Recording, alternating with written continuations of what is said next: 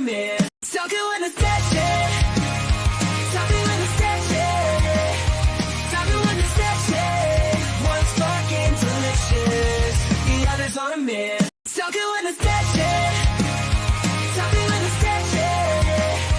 Talking when it's sketchy.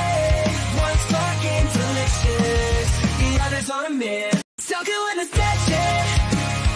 Talking when it's sketchy. Talking when it's sketchy. One's fucking delicious. The other's on a man. Talking when it's sketchy. Talking when it's sketchy. Talking when it's sketchy. One's fucking delicious. The other's on a man. Talking when it's sketchy. Talking when it's sketchy. Talking when it's sketchy. One's fucking delicious. The other's on a man. Talking when it's sketchy. Talking when it's sketchy.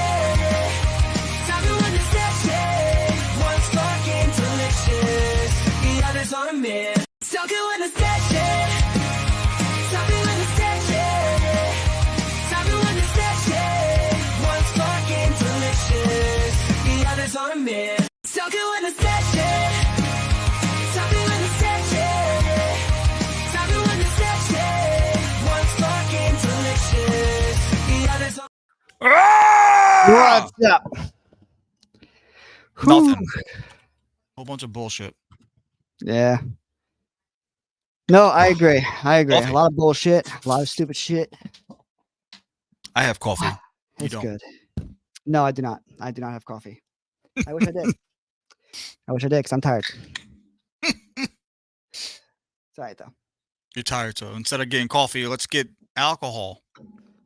Yep. It's cold. That's the reason why I got it. It's very cold. Oh, so that should do the trick. I like that one better. Yeah, I like that one too. Yeah. All right. So,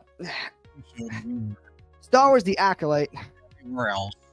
Episode 3 was great. It was great. It was full of great things. No contradictory aspects. That was amazing. Yeah. Mm. That was great. Let's, You would say these things if you were stupid, but we're not. It was terrible. I don't think you have to be stupid. Well, that's the way I see it. You're just definitely not smart. I'll say that. Okay. As long as we're near the same page here. Yeah. Mm. Yeah. Oh yeah. All right. All right. So what we got? All right. So episode, We have episode 3 of Acolyte. yeah. Woo. And I actually will say before we actually start to begin, the Acolyte episode 3 is actually the worst rated Star Wars content ever. And that's not coming from me. That is coming from Forbes magazine. The Acolyte episode 3 review, one of the most disappointing Star Wars episodes ever made. That's from Forbes magazine. Look at those watches. Yeah, no, great watches. I don't feel like getting rid of that. You don't know. You don't fucking know if they're great. Don't say they're great. They're just watches. Just say that. They're watches. Look, if you want look them, at this design. Look at that design. Look at that. Do you see how sleek that It is looks- and it how looks like a championship comfortable? belt. That actually looks really uncomfortable. Actually, it looks like leather or something. Mhm. Sort. It looks it's gonna stick to you in the hot sun and cause some kind of weird burn on your wrists and shit. Why Make do sure you need you gotta diamonds on the side of the defend watches? it against like Hulk Hogan or something, brother. Yeah, something, man. I don't Jesus Christ. fucking Yeah, know. right there. Yeah, I see that. Yeah, look at that. Hey, it looks like a belt. I don't know. Hey, what we doing? But yeah, so. Oh God. Yeah, but I just wanted to point this out that Forbes magazine is considering this the worst episode ever made of Star Wars content ever. Which is they're hilarious not to me. wrong. No, they are not wrong. They're not wrong at all. They're not wrong. And but I'm just I don't know. It's kind of just fun to see Forbes magazine actually actually calling it for what it is. Right. Um, Yeah, there's a lot of mainstream media that's starting to call them out and shit. 'Cause it's kind of hard to fucking defend it. It really is. Leslie Headland definitely did not make this easy to defend by any means, shape, or form. I mean, this is obviously her political views coming to a TV show, but we'll get into that. I'm sure it's going to come up because the whole fucking episode is trash. The whole damn thing. Yeah, I mean, what else would you expect from a personal assistant of Harvey Weinstein? Yeah, I know. Crazy. I'm so surprised she was able to get a job. You know, at Disney. I think that says more on her that she was a personal assistant of Harvey Weinstein and not like she's like too ugly to be assaulted. Yeah. I've actually heard that. It's actually not the first time I've ever heard that, actually. Somebody said that my favorite thing is someone said it looks like someone was trying to draw Gina Carano from memory. That's how you get her. That's insulting to Gina. It is. That's fucked up. I would never say that. No, I wouldn't do it. Hell no. All right, so here's the thing. No. All right, so what do we got? All right, what do we got? All right, so how do we start off? We start off by it was like an opening fucking video where they were like, May has a twin sister, and then like cussed the guy, that creepy guy going, "You look just like her."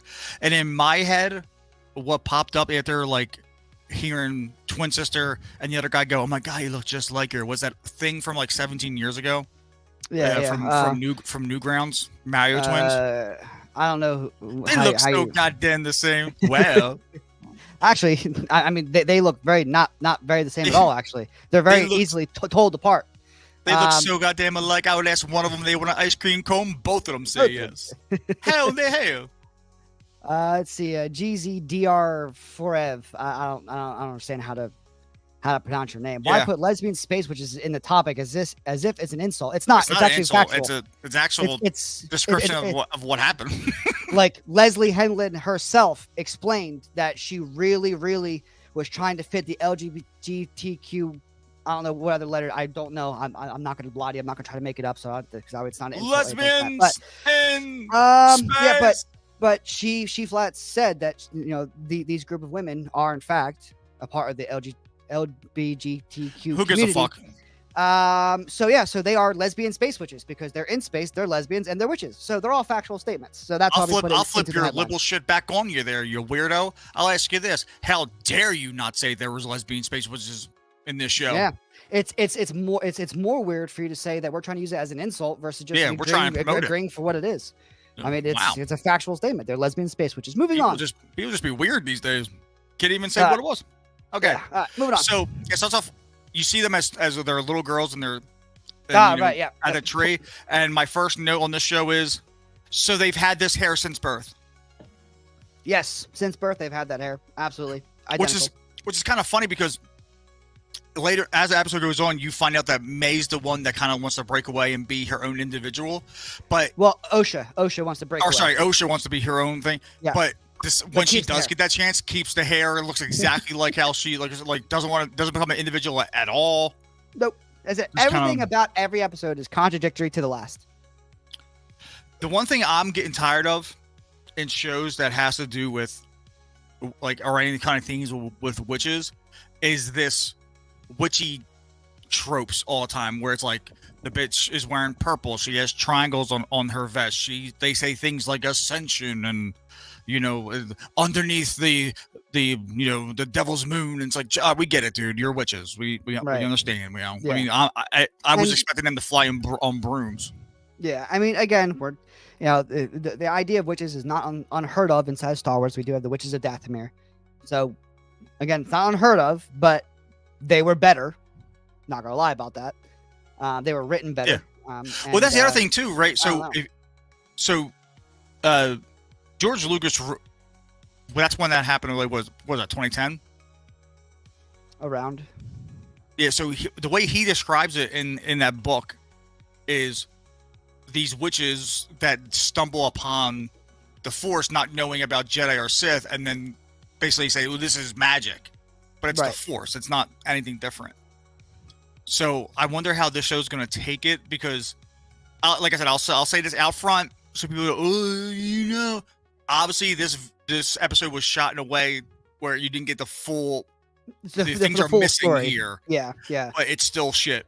So. Right. Yeah. I mean, they obviously shot it in such a way to where it's obviously not the full story. There's definitely some pieces missing. You know, the memory we're looking at is definitely fragmented or whatever. However you want to look at it, again, we understand, but it's still dog shit. And merely because of the fact that they constantly contradict themselves throughout the entire goddamn 3 episodes so far. But we will get into that. We will get into that. But it doesn't stop there.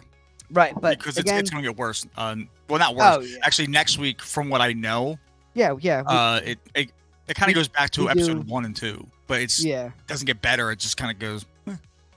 Yeah, true. But yeah. So the twins, I guess not really playing in the forest, but they are near each other in the forest. Well, no, Osha is trying to be by her fucking self because she wants to be alone and individual. And May's like, no. Yeah, she wants to be her own person, and she's playing with a butterfly with the thread, I guess we're calling it now. The force. And then her sister comes about, like, oh, you can't, you're always running her off, and I can't never find you, and yet you somehow always find her. Crazy how she goes to the same fucking spots all the time. It's like, that bitch is always at that tree. I can always find that bitch at the tree.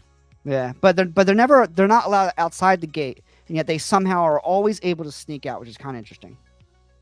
Yeah, they have really bad security there. Oh, really I have a note on that in like 2 notes. Well, yeah. So then, Mother Maul pops up. That's what I'm calling her. I'm calling Mother Maul. Yeah. You know.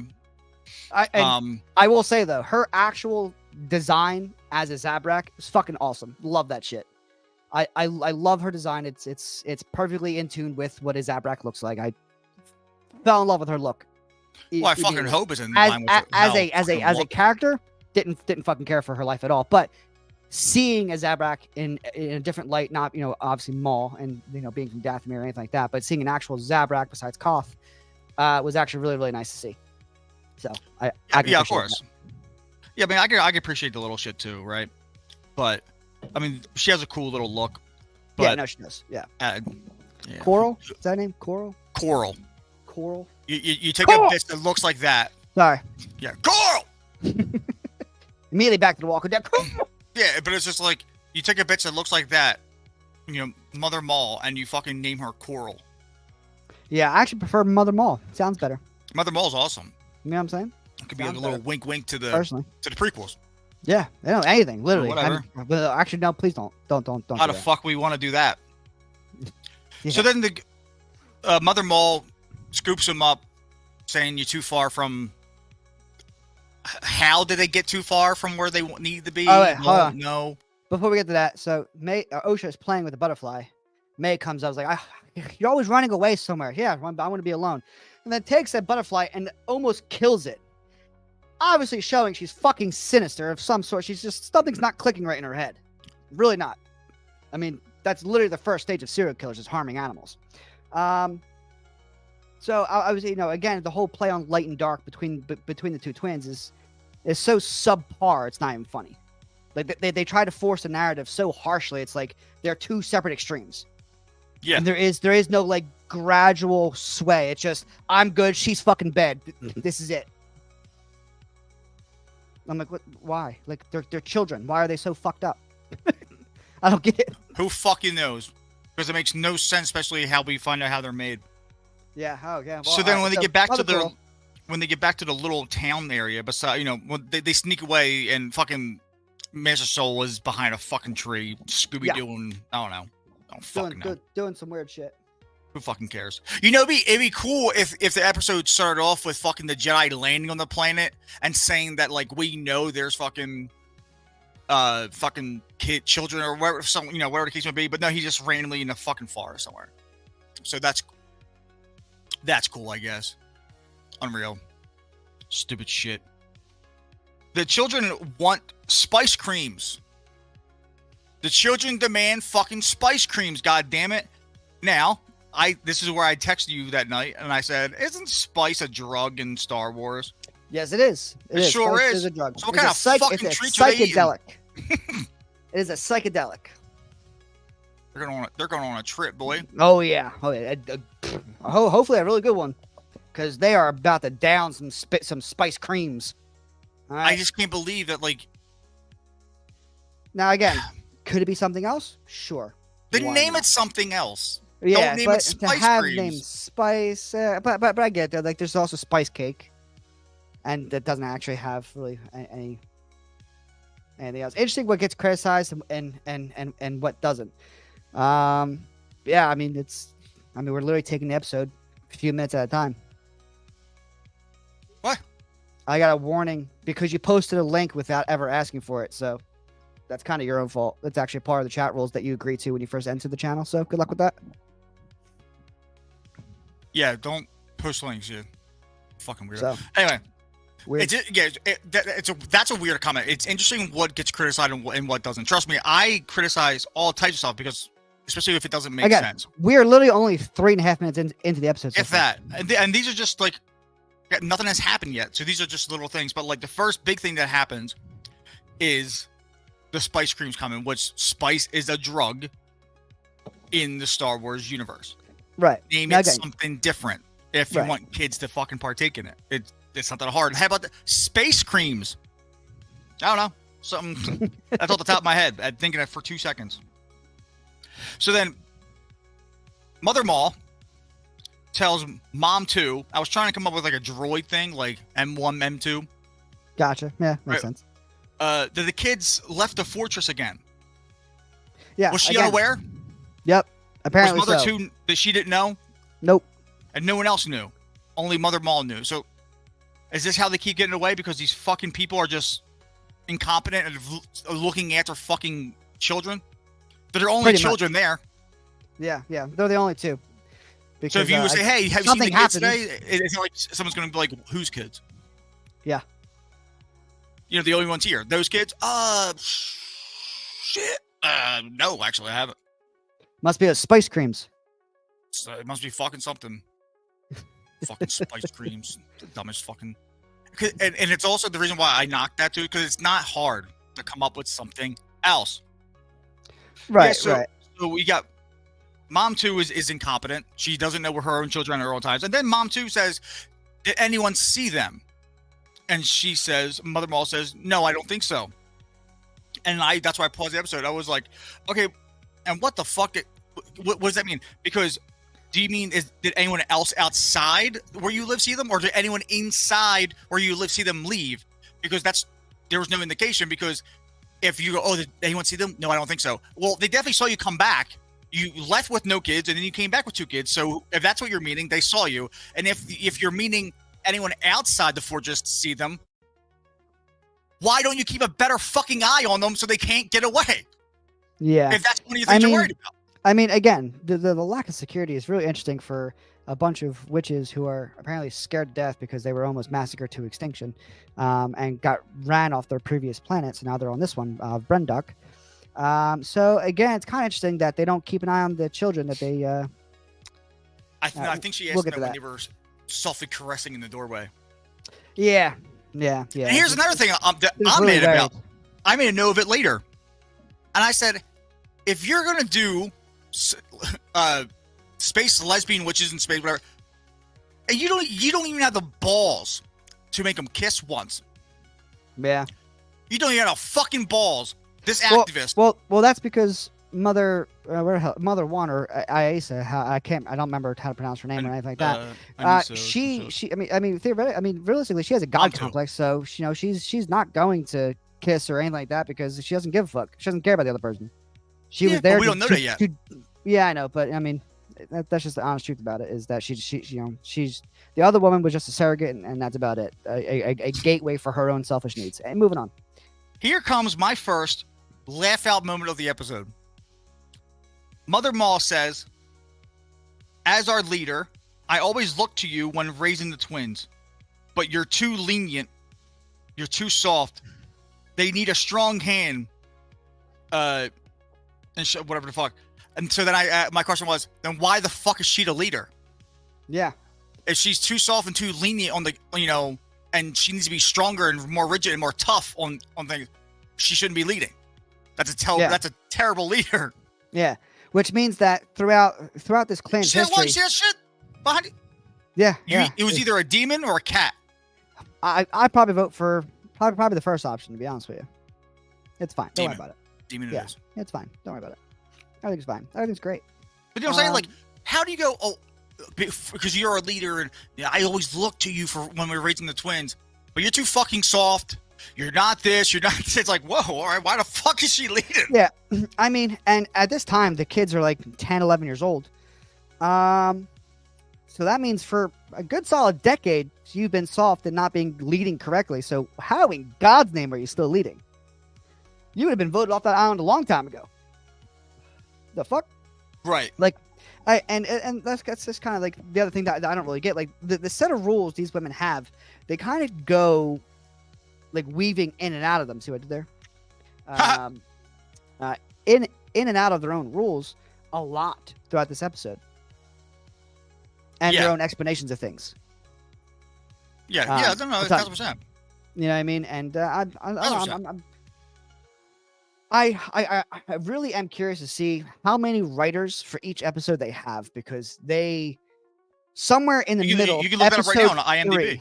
I know, but like literally like in the first 10 minutes of episode Hold up. 3, they had one writer, and then they had to have a writer every 10 minutes after that fact, because nothing made fucking sense the whole goddamn way through. Or it's the same couple, and then like they were doing like they were like a dartboard type of thing. Yeah, I mean something. Because you're right. Because half of this shit just doesn't fucking. It's two people. It looks. I think we should stop watching this and watch the 2022 fan film called The Acolyte. Yeah, it's probably gonna be better. I wonder how much of it. Yeah, they it's took from it. Eileen Shim, if I'm pronouncing it wrong, but my bad, don't really care though. Eileen Shim and Jasmine Flournoy. What are you reading? Flournoy. I don't know. Here. Who gives a shit?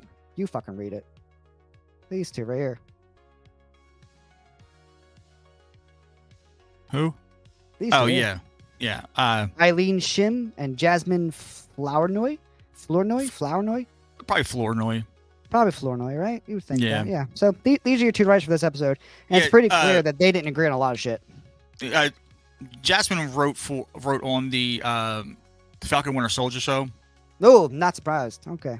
Yeah, it makes a lot of sense. And Yeah, it the shockingly Aline Shim, I believe. Let me look it up. I think she wrote on the House of Dragon. Yeah, she did. Well, she wrote Fair. episode. She was a writer on episode 1, so that doesn't mean shit. Yeah, true. I mean, but to be a writer only on episode 1, like I hope it was just because like you were just.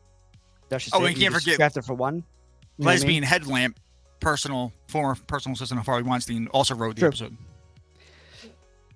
This was so. The next thing that happens that I have written down here of Whatever any of happened, importance. that was a pretty decent episode. What? No, I'm saying I'm kind of curious, like what happened. Like that was a pretty decent episode. Yeah. Curious. The first time I got like kind of like pissed off at the show was Mom 2 is explaining the Force, the thread, and she says some call this the Force and claim to use it. And I tweeted too, and I wrote her quote down. And I just said "fuck off, show," because that's written as a direct shot Towards the Jedi. towards, but not only that, Everything, but just honestly. everything, the prequels and the original. So it's like. Yeah, Like that's a shot of this the woman Jedi, is the now Sith. trying to put herself in like instead of just saying some call this the Force, and use it. We call it the thread because it's just like you could have written like a belief system like religion is. Right. But instead, it's written as some call it the Force, and they claim to use it, but we know it to be the thread. Yeah, and then Mom 2 And then- also says what? And before that, as she says the thread, she makes it physically manifest. Yeah. That is not the Force. To just manifest a string. It's quite interesting. I've never seen that done before in a string concept. Lightning, sure, why not? Yeah. String aspects, I don't know. To me, that's more like Yeah, and magic. also, and then like green mist that brings back legs for like Darth Maul or somebody. Yeah, you know what I mean? You know? Like the Dathmerian magic. Is it me, or Would have been simpler. is the whole power 1, power 2, power many, is that not just the steps to an orgy? Kind of, yeah. Power 1 is masturbation, power 2 is sex, and power of many is the orgy. Yeah, pretty much. Pretty much. That's the first thing I thought. That's what I wrote. I was like, this sounds like the girl's college fucking experience to her orgy. I mean, pretty much. But again, like the whole kind of concept and issue of this thread-like concept is they're not trying to pass this along as of what they believe it to be. They're trying to pass this along as this is what this is. Period. This is fuck everybody else. It's called the thread. It's something that you could just pull on, and when you do, everything changes. Yeah. No, it doesn't. Nothing changes. You literally showed that. You pulled the thread. You've made it appear. Nothing happened. Yeah, she says a lot of shit that, once again, contradicts herself. Right. Like she says that she basically says, I'm not going to call it the thread. So she basically says that the Force is not a weapon to be yielded. Yes. But then seconds later, Hadoukens a couple witches to the ground, including her own kids, who come this fucking close to hitting their heads on the steps, by the way. Great mom. Yeah. Child abuse. But like, I gotta say that little comment because like there's a whole bunch, there's so much to this. So she literally says it's a power not to be yielded or wielded, and then uses it as a power, as a weapon. Yeah, pretty so much. which one is it? You literally just said it's not a weapon to wield, and then you use it as a weapon. This is what I'm talking about. Like, how hard is that to realize what you just fucking wrote? It's in the same scene. It's not like it's like it cuts to. She says this, like breeze, and then uses it as a weapon. Yeah. What the fuck are you talking about? And then later on in the episode, she says it's not about right or wrong. It's about power and who gets to wield it. You just said. I don't understand how hard it is to write this shit, but I've never written a show in my life. But I can bet if I was in the room, I'd be like, hold on. But you just said this here, though. That makes no sense. You know what I mean? Yeah. Yeah. No, I mean, really true. Again, this show does really well with contradicting itself at every turn. And I've explained this since episode 1. It does this every goddamn turn it physically can. Oh, it loves to do it.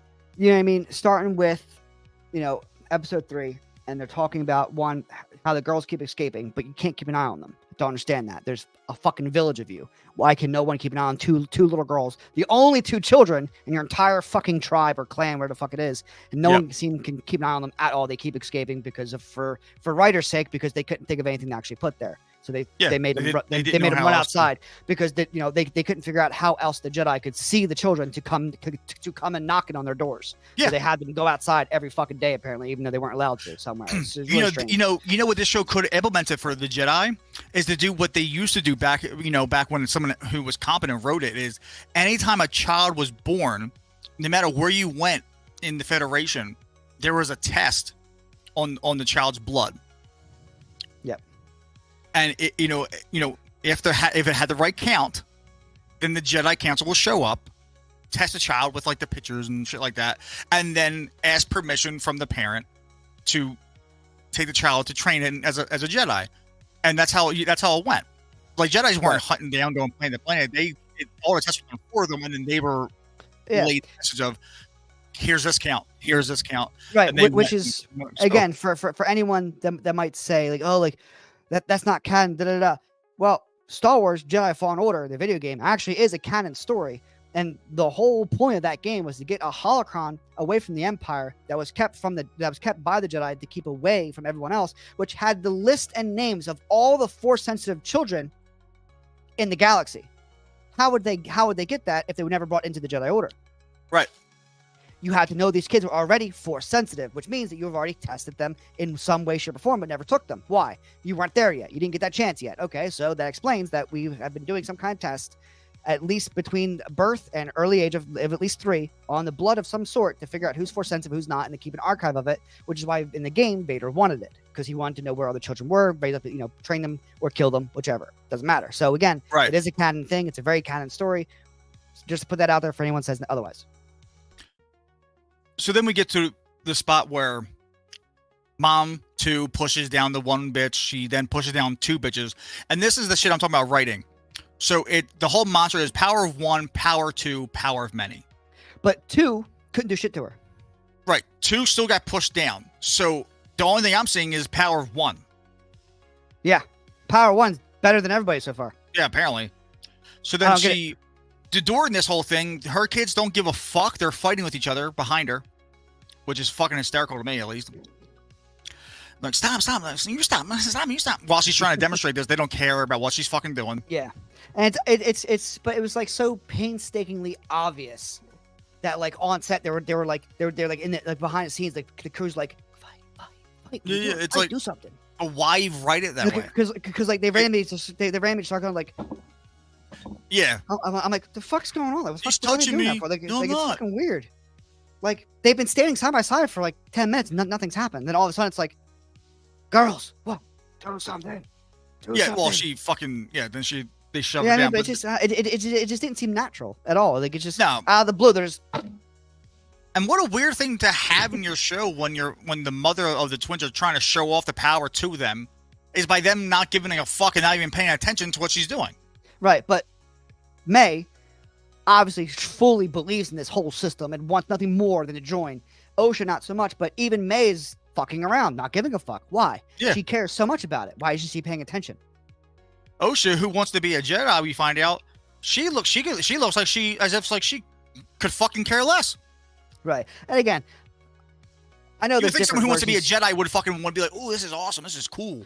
but again, like I know for a fact, like people are going to say there's other versions of twins. There's identical twins and there's people born at the same time. They're considered twins. I get that. My main problem with these 2 little girls is that they don't look alike. It's very obvious that they're different people. But when they grow up, it's the same person playing 2 fucking characters. Right. Again, how can you sell the idea of twins at a young age when they're not twins? They look obviously different. And if this was the first episode, I'd be like, oh, okay, so they're probably like, just born at the same time. The next episode, or even looking back at episode 1, 2, they're identical twins. How do we go from identical twins to not looking alike at all? You don't grow into looking alike. So you don't. You're born looking identical. I don't get this. That's why I started to write like one of those songs, and the lyrics I wrote was, "We're twins, even though we look nothing, when we were younger. We're twins. Now that we're older, we're identical."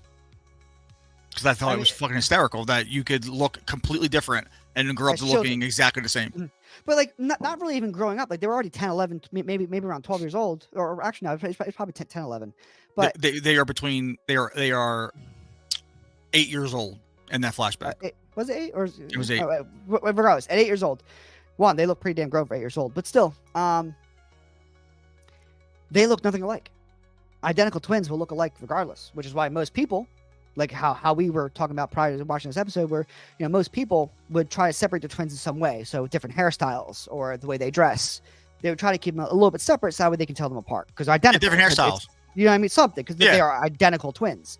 But in this case, you don't have to do a fucking thing. Hey, same clothes, same hairstyle, same everything. Fuck it, do it all. Why? They look nothing alike. They look nothing alike. This is why something like this doesn't work in Star Wars. This line that's about to happen, and I thought it was fucking stupid, and it's cringe. Mom 2 tells the girls that the galaxy just isn't ready for women like us. Which I wrote, the galaxy that's full of Force users, Jedi, previously Sith, aliens, and other creatures aren't ready for black lesbian witches. Are you fucking serious? But oh, and I forgot droids. Sorry, and droids and robots. So all those things exist in the galaxy, but you're different because of you're a lesbian, because that's the only thing that's honestly different, because there are other skin colors in Star Wars already. There are fucking aliens that are blue, so that can't be it.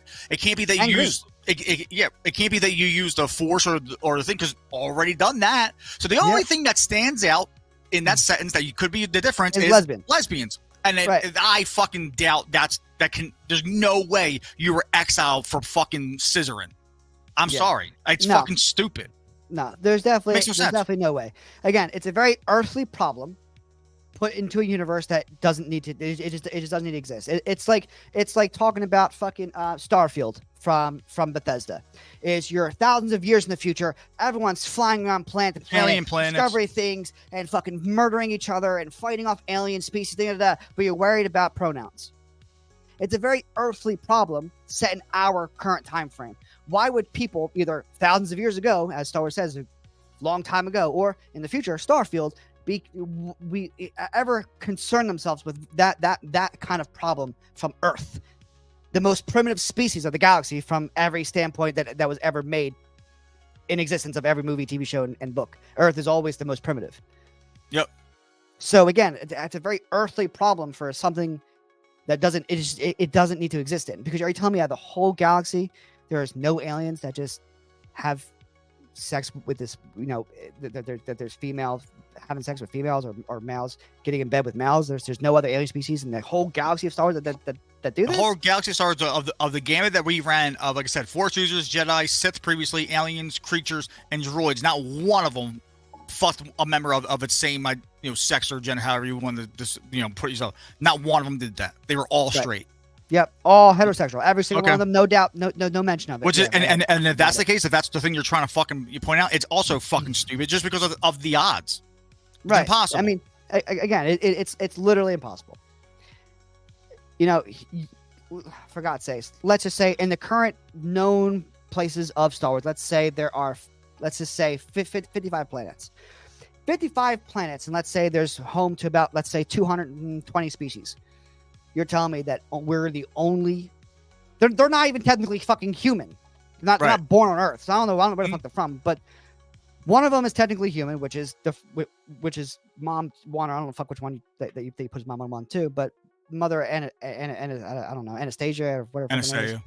Anastasia.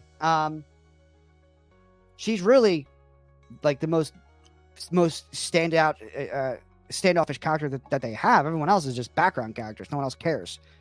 Yep. She's the only one that honestly does. Everyone else is just literally walking around. No one has any say in anything. No one fucking does anything. No one smirks. No one fucking tries to challenge her. No one cares. No one cares about anything this woman says. They're just kind of just there for the day, like, I heard that. So fucking stupid. No one cares. But again, out of the entire galaxy, there's nobody like you, really. Yep. There's not they one. hate you for it. Yikes. I wonder how you got more fucking clan members. Because if you don't have any men, you have to have more people come in somewhere along the line. So where are you getting them from? Kind of curious. Because if not, all you guys are around the same age, besides one. But pretty much all of you were around the same age, it looked like. So, you all just mystically appear together, or what? Yes. Okay. So, this is my first seething moment. Right here. Okay. This is during the ascension. Mom 2 says some would consider our powers dark and unnatural. This is done because what they're trying to do now is there are the reasons why Palpatine came back and Rise of Skywalker. They're basically writing it. They put this line in here of the unnatural thing, because if you go back to Rise of Skywalker, they tell you that there's some parts of some elements of the Sith or whatever dark side of the Force that some would say is unnatural. Yeah, well, that was episode 3. So when you have that, and then you have this girl saying that 100 years before the Phantom Menace, you're like basically what you're retconning Star Wars to be is because of these lesbian witches. That's how Palpatine did it. Yes, and we're not alluding to that because that's just what we think. It's actually been said by multiple other sources that they won't directly have people from the main storylines inside the show, but it's going to be, and this is a direct quote from here. This is a direct quote from other places. This is going to be the explanation for Palpatine's motives for immortality. Yep. So again, we're not just throwing this out of the fucking air. We're tying things together. Right. We are tying things together. Even if no one else was like really even saying that, like, there's like it's all about looking at intent of how you write it. Right. There's no other reason for you to say. Some people say some people consider our powers dark and unnatural, and then you know all those years later, the same exact thing is said again. It's just like because you did that on purpose, knowing it was going to be linked to the Force that some considered to be unnatural. Yeah. So like, and you know that. Is so it possible you put it here. This power? Just like with the twins now being pulled out from the Force, Anakin's no longer anything special now. Everything, so nothing's no longer special either. That's the other thing that this happens with.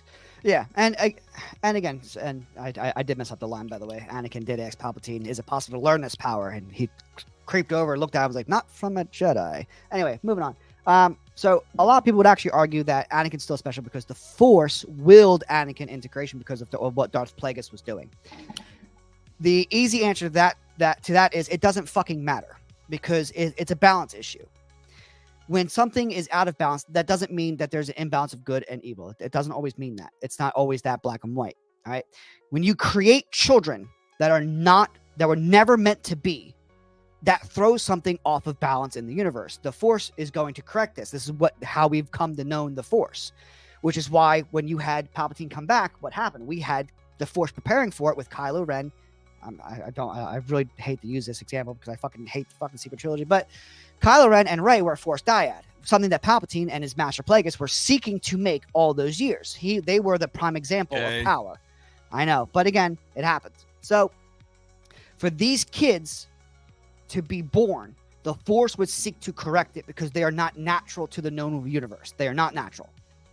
It's not in terms of dark and light. You know, Osha symbolizes the light, and May symbolizes the dark. Well, first off, Osha's a failed Jedi who couldn't even use the Force or the thread, what the fuck you want to call it, when her life depended on it on a falling starship from fucking space. Yep. I'm not worried about Osha. Sorry, she's not considered light anything. It's just terrible. No, ain't doing it. May, she is darker. She's not dark. She's darker. She wants revenge because of some stupid shit that apparently happened on this planet that we still don't know because it's still shadowed because they cut it out. Yep. So it's too many cut up pieces, and they're not doing a well enough job trying to fit them together soon enough. They're losing interest very, very quickly, especially with all the bullshit in between. So again, when we have an imbalance in the Force will correct it. May and Osha are not natural. They need to be corrected. They're not going to correct it because the show is special, quote unquote, because Lesbian Headlamp said it. I remember that name better than her actual name. Because, you know, she did direct the show. It looks like her head looks like a Lego block. Yeah, it does. That's all you need to know about that bitch. Yeah, but again, I don't know. It's there's definitely going to be an imbalance somewhere, and the Force needs to correct itself, but it won't because this way the show is written because they are perfect. Yes, they are perfect. But before I continue with my notes, I think it's only fair that I have to pull up the fucking Power 1, Power 2. This is the worst chant in fucking history. They couldn't write anything better. Yeah, I do. Like nothing. No, their writers could not think of a single fucking thing to write in better than any of this. Like anything at all? Like nothing? Like this? Because this is what they think. Like this is what they think witches are. Is there a picture of who was all involved with the making of this show so I can see how many white people there are? Because I really, really, really do believe that when a bunch of white people get together to write a show, they do the stupidest shit together. I swear to God. Yeah, it's the fuck. All of the clips I find are people like dubbing over it with their own shit, making it even funnier. Who gives a fuck? Show sucks. Anyway. So then, God, yeah. The next couple steps here that happened. Boy, was I laughing my fucking ass off.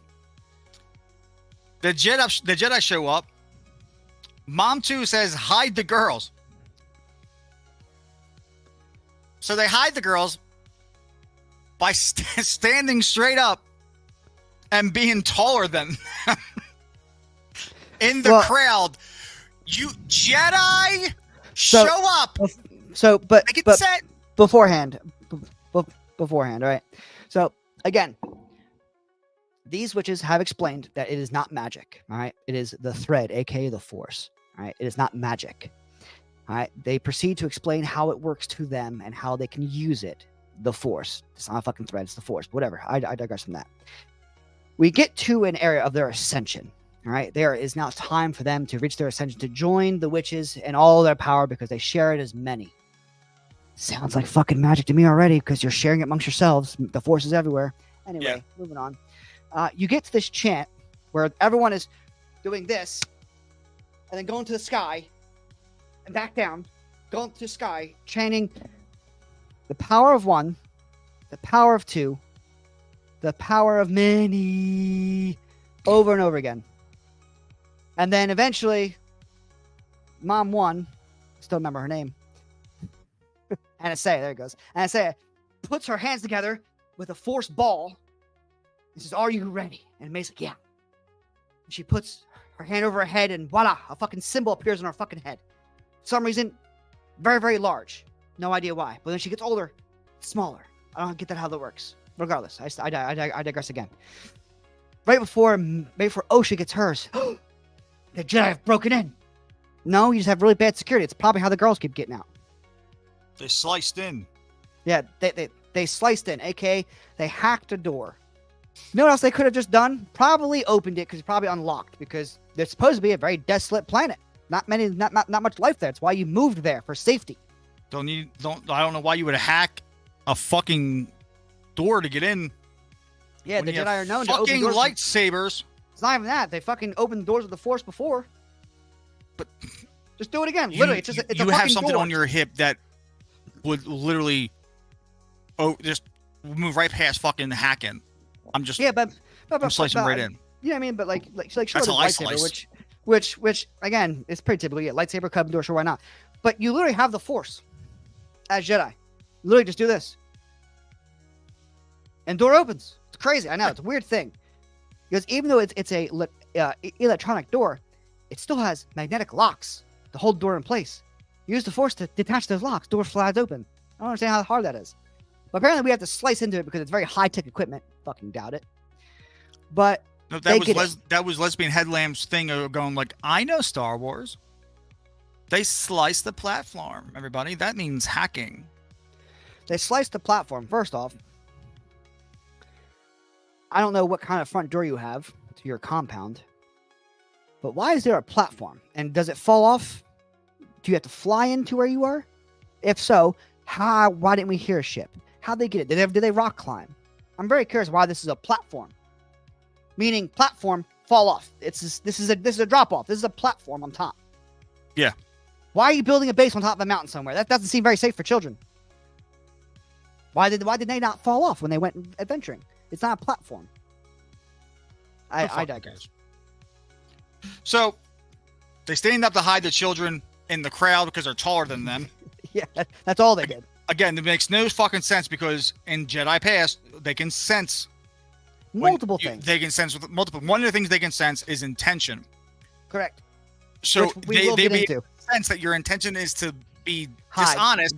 Yeah, and dishonest, lie. deceitful.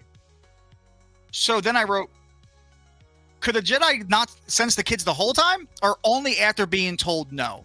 Because they come in and they say, and she's fucking Jedi Master Trinity says the weirdest fucking thing of, we thought this planet was desolate or fucking uninhabited, and we're like, no, you didn't. What the fuck you talk? Why would you even say? Why do you start this whole conversation off with a lie? Yeah, like we literally just saw Soul behind a tree staring at children. Yeah, like, which fits his character pretty well, actually. and So not only far. that, after that scene early in the episode when the two mothers get together, Mom 2 asked Mother Maul any sign from the Jedi that we know we're landing here. No, not yet. So they know that they're on the planet. Yep. Yep. They know the Jedi are there. They know they're asking about. They're going kind of camp to camp or wherever have you. They're wandering about, just I guess looking for kids to take these days. They're hurting for Jedi in their highest point of history, I guess, according to Leslie. Yeah. I'm really curious as to, if this is their ultimate high point. How desperate are they for Padawans to enter, especially with an old age? Like, that's actually it's actually against the ruling. They have to be around 3 or 4. So there's no attachment. They won't remember much. 8, 9, no, they're not taking them. So how desperate were the Jedi in the highest point, according to Leslie, of the Jedi Order? Now, It's weird. why would they write it that way? That they were so desperate for these 2 girls, and at the ages of 8, and almost as if like they wrote it that way, and the reason, and it all backfires in the Jedi's face, so that way they can make the rule about 8 being too old, and hence why they rejected Anakin. Yep, I can probably see that coming along. Yeah, that's gonna be Where Osha is gonna be the reason why they say 8's too old. Yep, I can feel that coming already. So that's 2 things already in this episode that I can already start to. Well, I see where you're going there. Yeah. I mean, I can definitely see that too. I mean, again, with what they're already seeking to kind of rewrite, aka the Force being a thread, they can just tug on and it comes right to you. Apparently, you can make it physically manifest in form of a ball and touch people with it and convert them to your witchcraft. And you could also make a string appear and make it float somewhere and grab something and make it come back. But whatever. I digress from that. Dude, I'm getting mad again. I know. I'm trying not to. I had to go back and watch clips from fucking Empire to remind myself why I love this fucking franchise. Yeah, Empire was a really good one. And let me tell you something. And I don't care if this is on the internet forever. When I saw the scene, I'm getting chills now thinking about it. When I saw the scene of Yoda explain the fucking Force to Luke, I cried because I'm like, this is so fucking good. And then I remembered that I got to watch this fucking show for 5 more weeks. Yeah. What was it? It was the Force. Dude, the Force is my ally and a powerful and a powerful. Oh, I have the whole quote. I got the whole quote. You ready for this? Yeah. Go ahead, because obviously it's a fucking lot to remember. Off the top of my head, I mean, it's, you're not the actor, so I don't expect you to do it. You know what I'm saying? There's no need for you to remember that, boy. The Force is my ally and a powerful ally. It is. And I know Yoda goes into, life creates it. It's all around us. It's what binds so Yoda says, for my ally is the Force, and a powerful ally it is. Mm-hmm. Life creates it, makes it grow. Yep. Its energy surrounds us and binds us. Luminous beings we are we? Not this crude matter, and then pinches his skin. Yeah. And then he tells him you have to feel the Force. Between us, between you, me, the tree, the fucking swamp, the rock, the everywhere. land, feel the it. ship, the droid. It's all between all of us. And then that's when Luke says, "You want the impossible," and storms off. Then Yoda says, "I'll do it myself." And then when he comes back and says, "I don't believe it," and Yoda just goes, "That is why you fail." That's a 5-minute scene. But love it. 5-minute scene that is better than anything Disney has done with Star Wars. Absolutely. I mean, again, going from episode 5, I think, to episode 1 with Qui-Gon, it kind of gets changed a little bit here and there because it's the Force and then it's midichlorians, but they still have the same concept, but we just added midichlorians in. But Yoda's definition of the Force is the best we've ever had, and that's where my loyalty lies with that. Right. I mean, that just is what it is. But going back to this horrendous fucking episode and getting pissed off again. Hold on, there's a scene from the Phantom Menace that I love, and it's the reason why I love it so much is because it shows you what the Jedi are supposed to be. True. You know what I'm saying? Like when it comes to like what a Jedi is and stuff like that. And now when I play this, I just want you to notice how the Jedi are talking. versus how they fucking talk now, basically.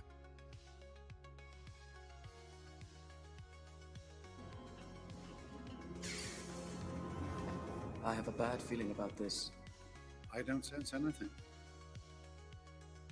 I have a bad feeling about this. I don't sense anything. And then he goes into telling Obi-Wan to stop letting your anxieties control your emotions.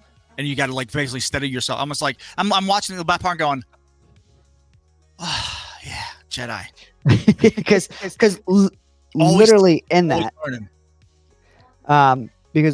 literally in that moment is I bet feeling this. I don't sense anything. You know, they sit down and chat for a minute. Literally, poisonous gas fills the room. It's like, I've been wrong before. Yeah. What do we do now? Calm down, relax, my guy. Just use our breathers, my guy. Yeah. I mean, it's like, dang, so calm and collected. Like nothing bothered those dudes at all. Like even the poisonous gas, everyone's like, oh, it's just gas. We're good. Everything's fine. What is this? Hold on. Well, God, what you find now? The younglings kill Anakin. Oh shit.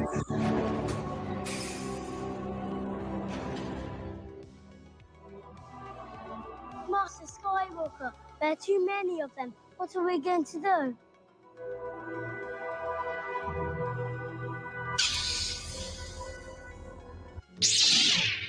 Oh God. That's terrifying. His ass. Get his ass. Oh my God. Annie. Yeah, Annie. Fool. That's fucking hilarious. That's funny. I'm pretty sure that's like a Jedi Knight Jedi Academy fucking mod or some shit. Because the way that camera was spinning reminded me a lot of the Jedi Knight series. Whenever you get a pretty cool kill. So that was good. All right. So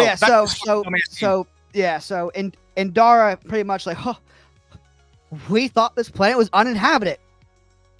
Sure Really, you wandered into a compound thinking it's fucking deserted? Really, that's what you thought? You were watching kids for days on end, and you think it's still hacked into one, thinking, well, no one's here. We'll just hack. Wow, people live here. Oh shit! Hey, really? But I do love Anastasia's response to this. I do love her response to this. The whole thing of Trinity going, my bad. I thought no one lived here. The all-knowing Jedi didn't know there were people here. Yeah, I doubt it. I'm like, again, why lie? Again, like, they already have a bad notion about you. You know that. So why start it off with a lie? So that little engagement, I fucking love. Call them out on it because that's not how Jedi are supposed to act. Call them fucking out on it. I absolutely endorse that 100%. You know why I hate it? Because you can write them better so they don't act like that. I know, but I digress. In terms of what we got, I did like that engagement. So, okay. So now, they ask, is there any children here? And then now the witches lie. No. Nope. No children. And then I'll cut your tongue. No, and then the Wookiee goes, lies. Lies. I'm pretty sure that's what he said. Lies. Yeah, pretty much. Or they're over there. Yeah, lies. Of course, in Shawookian, or how I pronounce that fucking Wookiee language. Skywookian? Sure. So I said something like that. It's weird. Bullshit is what I usually call it. Bullshit is what I usually call it. But yeah, so the Wookiee cries out. Sounds like just like Chewbacca because it's the same actor, I'm pretty sure. And his name rhymes with Chewbacca anyway, so yeah, I guess it's like a Chewbacca, Fuflaka, Waka Waka, Flocka. I don't know. Flocka. Oh, there we go. We got it. You know what I'm saying? Boom. We got all the rappers. Look at that. Every one of them. My favorite Wookiee, Lil Wayne. But yeah, so the Wookiee cries out, probably something along the lines of, again, we don't really know, but they're over there, kids. I see kids. Well, again, they're not seen yet. They're still in the crowd. That's why I'm sure that Wookiee, that tall ass 7'4" Wookiee, was like, they're right over there. That's why I said, could the Jedi sense the kids the whole time, or only after being told no? Because because the minute they're told had no, a funny response between Mom 2 and Dara by going like, and Dara lies. We don't first. have any kids here, do we? No, I don't have kids. Right. Have you seen And kids? Dara No, lies kids. first. No, We sorry, thought Master this Jedi. was uninhabited, and then she has her little comeback, and then Dara says, we're here on behalf of the Federation. We are, in fear that you are training kids, and then she could have a lie, and then she could have something snarky to say, right? Back to her, and it'd be this like back and forth of like, the two leaders that are coming in, but instead they just make the Jedi look. Anyway, so Yeah, they flat just make the Jedi look like they're fucking kidnappers.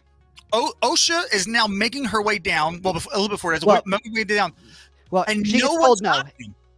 And Dara told her no. Well, that's right. That's right. Yeah. She starts sneaking about. Yeah, and she's like, Osha. I'm like, I'm a no, snake. motherfucking dumb witches are going, bitch, and just where the fuck you going? Yeah. Yeah. Again, No. no one cares. Just No let one. them Everyone's just there for a paycheck at this point. No one cares Swear to anything God. about this, about the girls, about Anastasia, about Mother Maul. Excuse me. No one cares about anything going on right now. The Jedi are there. Everyone's like, fuck. Child walking by, like, you do you, boo. Go ahead. Yeah, have fun. You know what I mean? Like, Stop I thought- them. I thought this was like a fucking clan of witches. I thought we look out for one another. You know, we're all together and binding and loving and caring for these kids because this is our future. This is all we got. Without these two, we're fucking dead. We're all dead. Bye. That's it. We're all gone. Salt No one Pan seems to leaders. stop these girls. The Salt Ever. Pan leader told you to hide them. You stood up and hid them a little bit, but when they're moving out of cover, you don't stop them. Right. You are again. This And is why is that? probably why they're able to sneak out every fucking day. And why did they start walking down? Why did no one stop them? Because it Because has the to be that writer- way so the Jedi can see Because the them. writers don't know how else to get the kids to the Jedi. Yep. They have no idea how else to do it. Why or how you get the Jedi? By the fucking sense that. Just have the Jedi be fucking Jedi. Basically, how Indara calls out these children is all you have to do from the very start. You didn't have to make the witches look incompetent as fuck, not caring about one another. Everything that was bolstered by Anastasia about how loving they are, they're together. We are the coven of witches. All gone, fucking out the fucking window. No one gives one simple fuck because the Jedi are here. They just let the children roam because the writers needed a way to get the children up to the Jedi. When the very next sentence, you could have just done from the very fucking start. Yeah. So Indara just after the Wookiee says lies, Indara says you can come out. So Osha comes out, but not May. I want to make that fucking distinction clear because this is a big contradiction from episode 1. Yep. Osha comes out, not May. Then Indara says, Osha, can we meet your sister too?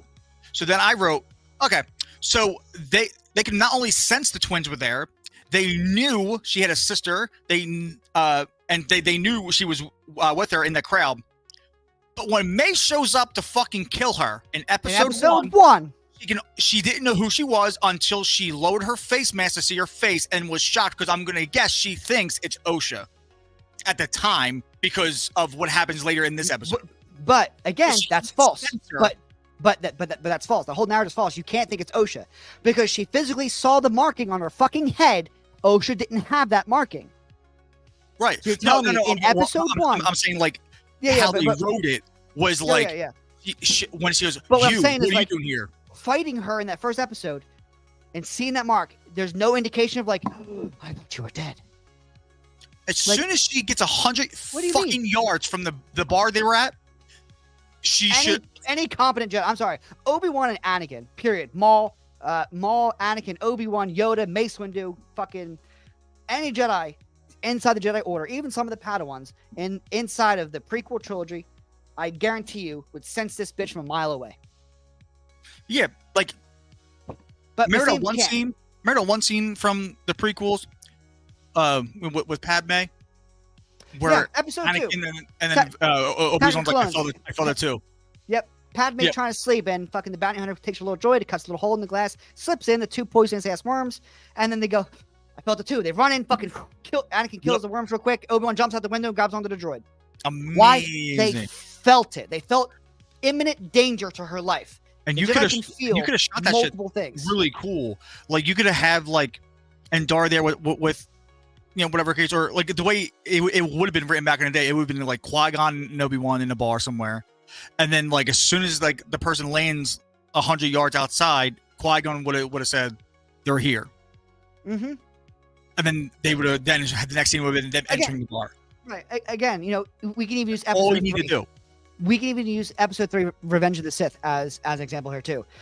when they first land on Dooku's destroyer to rescue Palpatine, essentially, from Dooku's grasp, they're standing there. He's like, Anakin's like, ooh, I sense a trap. What's our next moves? We spring the trap. So you can feel a trap, the ominous aura around, like the deceitfulness, how easy it is. When fucking Qui-Gon and Anakin are walking back to the fucking thing, and he goes, Anakin, drop. Right, yeah, just drop, boom. He felt that, he sensed that a trap was happening. Something was going on. Because why? They can sense intention, they can sense deceit. It's these things that a human, not human, but a life form can give off is what Jedi can feel and sense. So if Indara and the Jedi there can feel the twins out of a crowd and specifically know that they're both there, they can feel them both through the Force in this moment, but they can't do it in episode 1 where May is fighting Indara. She doesn't know who the fuck she is. Somehow, even though she literally saw her at 8 years old, and sees the marking on her head because they stated in the episode, oh, she doesn't have it. So you can't feel that in episode 1. You don't know it's May until you reveal her face, which makes no fucking sense. No and then in sense. episode 2, the Jedi, including a Jedi Knight and a Master, cannot feel May's presence through 10 feet of concrete. Yeah, outside of the local Jedi temple. Right. Well, No Jedi inside this temple can feel May's presence attempting to kill a Jedi Master with Yeah, poison. they actually don't Again, get the intent. feeling until they're outside the door of the Literally room. outside the door. Which, by the way, the guards. I can't get pissed off at that one because we already went over it. We already went over it. I can't. Right here. I can't. I got another scene for you that can show you how the Jedi would use the Force. Okay. Afraid, are you? No, sir. See through you. We can. Be mindful of your feelings. Your thoughts dwell on your mother. I miss her. Afraid to lose her, I think. What does that got to do with anything? Everything. Everything. Fear leads to the dark side. Fear leads to anger. Anger leads to hate. Hate leads to suffering. Right, and that Love whole thing is about just those two Jedi Masters were just focusing on this boy picking apart everything about Anakin. and could see all straight through his ass, and that's a 8-year-old boy. Yep. Again, the Jedi can feel and sense a lot of things. So again, when you have a master there, maybe 2 at the time, I'm not sure if Solo was or not at the time, but Indara was, and a very highly trained one at that. Because again, Sol it's didn't have a Trinity. big tail, so I'm going to guess he had a rat tail. So I'm going to guess he was a master. Okay. So, right, yeah. Sol didn't have anything, so he was at least the rank of knight Corbin or was a higher. Padawan. Corbin was a Padawan at the time. So, again, so you can feel them out of a crowd when it's convenient for you. You can't feel her when she's walking up to the bar with the intent to kill you. Again, Jedi can feel intent. We've already established this. You can't feel the intent. You don't know who she is some fucking how. And then episode 2, you can't feel her intent of trying to kill another master 10 feet through, or let's give her benefit of the doubt, 15 feet through fucking some stone and concrete inside of a Jedi temple filled with Jedi. No one can feel it. And now in this episode, they mysteriously can feel them out of a crowd the same distance, but there's nothing blocking them. It's just people. So Yep. They pick and choose when Jedi are actually good at their jobs, which again, they're still not. They're fucking terrible at their goddamn job. Oh, yeah. All through this series so far, they are fucking awful. They are god fucking awful. Ahsoka, at her young age, being brought to the Jedi Order, would run laps around these fucking fools. But I digress. So, Jesus. don't die. All right. So I wrote, these kids suck. The actors, I feel bad. It's not their fault. I mean, they're too young, but like, I just kind of feel bad that like their careers are just about over because they're forever gonna be linked to the Acolyte. That definitely sucks. But hopefully they hopefully- can get out of it. yeah, hopefully down the line, They you get know, older, they'll become more identical, and they can just do some twin lie. stuff somewhere else. I don't know. So the next quote from Master or Jedi Master Trinity is my fucking favorite, where she tells them, "You cannot deny the right of the Jedi to test the potential of children for them to be Padawans, with your permission, of course." Well, then you do have the right to deny. Right. Because- I don't Let me understand the whole explain statement. to you, honey. If you ask me permission and I say yes, that's the right. If the Jedi have the right to do it, no one can say yes or no. Right. You had to Again. ask if it's a right. Right. But again, the Jedi were obviously known for asking to test children to see if they're force sensitive enough to be taken to be trained as a Jedi. And a lot of parents, because especially in the inner rings of the Galactic Republic, no one's really going to say no, because it's an honor to give your kid up to the Jedi and have them trained to be a Jedi. So it's an honor. Not a lot of people said yes. Not a lot of people said no. It's not until you get to the outer rim and the unknown areas of the galaxy to where more people start saying no, because the Jedi are more like the enemy there. So that's where you start getting some pushback. But again, in this time frame, the High Republic, the Jedi have established, because the books were 100 years ago, so they've already established space stations around a lot of the unknown region and a lot of the outer rim to help police those areas. So they're already well established in those areas. So again, will people still push back? Of course. But I don't understand the whole aspect of you don't have the right to block us, but we do need your permission. Then it's not a right. Then it's not a right. It's a privilege. Right. So like, Because if I give you permission, then you got the right. Right. Exactly. But if it's a right from like government, I don't have to ask. Then you don't have to ask. You know what I'm saying? I just go in there. I'm testing your my kids. right to do so. Yeah. You know what I mean? Hey, Fucking dumb. Also, literally, they just walk through. Go, I'm testing your kids. Move. Why would the mom of the witches agree to this at all? They hate the Jedi. Yep. Absolutely What? have severe disdain for the Jedi, because fucking Mother Maul really makes it very clear that they are not friends. They are not on good terms. She fucking hates those guys. Why would she allow the kids to be tested here? I'd be like, but again, so because she even the mom of the mom number 2 of the witches literally says Brendock is not a part of the Republic. Right, because, and for context, Indara says basically, we hear that you're training children because according to Republic law, and it stops her and says, we're not part of the Republic. First off, how do you know? Because you randomly chose this planet because it looked more isolated. Could the Republic have expanded to your area? You could have. Do you have a fucking satellite image at all times? Do you have people flying in space? I highly doubt it. So again, I digress. There's a lot of holes in the story, a lot of little things they should have covered. It doesn't. But they didn't do a damn thing. It doesn't make sense. Flying in space? You know I what I mean? highly doubt it. Hey, stop it. It just doesn't make sense because again, like you hate the Jedi. The Republic if you hate the Jedi so much, how would you allow your kids to learn about them? Right. I mean, but again, the way that they're teaching it all throughout the episode, again, it's not that this is their vision of it. That's how they perceive it.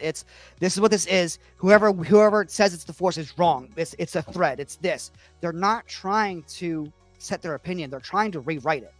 And it's the same thing again. If they're have so much disdain for the Jedi, why is Anastasia so fucking friendly towards them? I get it. There's no violence tonight. First off, if you don't attack a Jedi, they're not going to get violent with you. That's not a Jedi. And second off, they should have attacked him because the bitch took Torben's mind and made his eyes go black. That's an attack. Yeah, the minute you again with this whole fucking shenanigan it's not magic. Him going to his knees with his eyes black, that's fucking magic. That is not the Force. That is magic. I don't care what the fuck you say. They are witches. They use magic. It's not the Force. They can use a thread. You can call it a thread. It's still magic. It's magic. I don't care. It's fucking magic. All right. The minute I saw that, I paused it and said, "Where's Sam and Dean?" Yeah, you know what I mean? It's magic. It's just fucking magic. Yeah. So they agreed to it for some reason. It goes against their whole character. Yeah, but again, so far. Last comment about that. But falls to his knees, eyes turn black. I'm killing. I'm fucking taking out my lightsaber. Yeah, I'm at least igniting it. That's it. No, that's a fucking no-go. I'm killing you. You attacked my Padawan, took his mind. I'm holding him hostage. Are you? Cool. Let's see if we can do that when you're dead. We're not murderers, but we are very protective, especially when we are attacked first. And you attacked. No one provoked it. That's an attack. No one did anything. Anastasia clearly said, "No violence. Do not attack. Put your weapons down." The Jedi came up. There was a simple conversation, and this bitch stole. I mean, not Anastasia, but Mother Maul stole this dude's mind, and said, "I'm holding him prisoner." Bitch would be dead in a heartbeat if that was Obi-Wan or Anakin, and if the person fell to her knees was Ahsoka, they'd be fucking dead. All of them would just be murdered. 1,000%. So the witches are now mad that they had to do this test. One of them actually says, "We don't have a choice." Yes, you do. You literally can just say no because they need your permission apparently for this right they have. Again, Just we say don't have no. a choice. You told them yes. Why you? Yeah. Why you? Why mad? tell them yes then? Tell them no. We don't want you here. You're not welcomed here. Leave. They have to go, or else they risk starting a war with your little tribe. Again, you're gonna fucking lose. But it's not the Jedi way. They're not gonna seek out violence. That's not the Jedi. They're written this way for some fucking reason, but that's not Jedi. They're not gonna go out of their way to start conflict. So if you flat out said that, hey, we're here to test your kids for force sensitivity, no, go the fuck away. You're not welcome here. Yeah, you literally Leave. said you literally said the planet's not a part of the Republic. They Jedi literally told you it's a right they have, but they need your permission to do so. So you can literally say no because the planet you're on is not backed by it, and then they need your permission anyway. So it's no, leave. Yep, and then they will turn and leave, and of course they'll probably say something like, "We'll be back then. You come back." You do that, And then in that time frame, you hop another planet. you know what I mean? So, God damn it! This is the fucking line right here. It's written so fucking stupid. I know. I'm waiting It's for it. horrendously fucking, including this line here, where Mother Maul says, "I didn't carry them to lose them to deranged monks." First off, I actually deranged monks is actually really funny to me because if like in an actual human sense, like from us looking at Star Wars, I mean they are kind of deranged monks, to be honest with you, which is kind of funny to me because George Lucas did pose the Jedi image out of monks of Monks and you know samurais. what I mean, like that's where the image came from for Jedi. It's a mixture between both. So deranged monk was actually pretty funny to me because I was like, okay, take a little box, sure, why not? Yeah. So then they go back and forth, and Mother Maul says, "I carried them," and Mom too says, "I created them." And What a then God Disney complex. says, "We're still not going to give a father to black children." This is a stereotype, true. and I can't believe Disney did. You chose for these twins to be black. You chose for these twins to be black and not have a father at all. And in fact, they stole a line from fucking Shmi where she says, there is no father. Yep. An immaculate conception. I but can't again, believe no one from Disney said, man, maybe, like that. Maybe that doesn't come off as, because again, I have a stereotype counter. We had Master Torben who took his own life. A white guy took his own life due to past sins. The first fat Jedi is Mexican.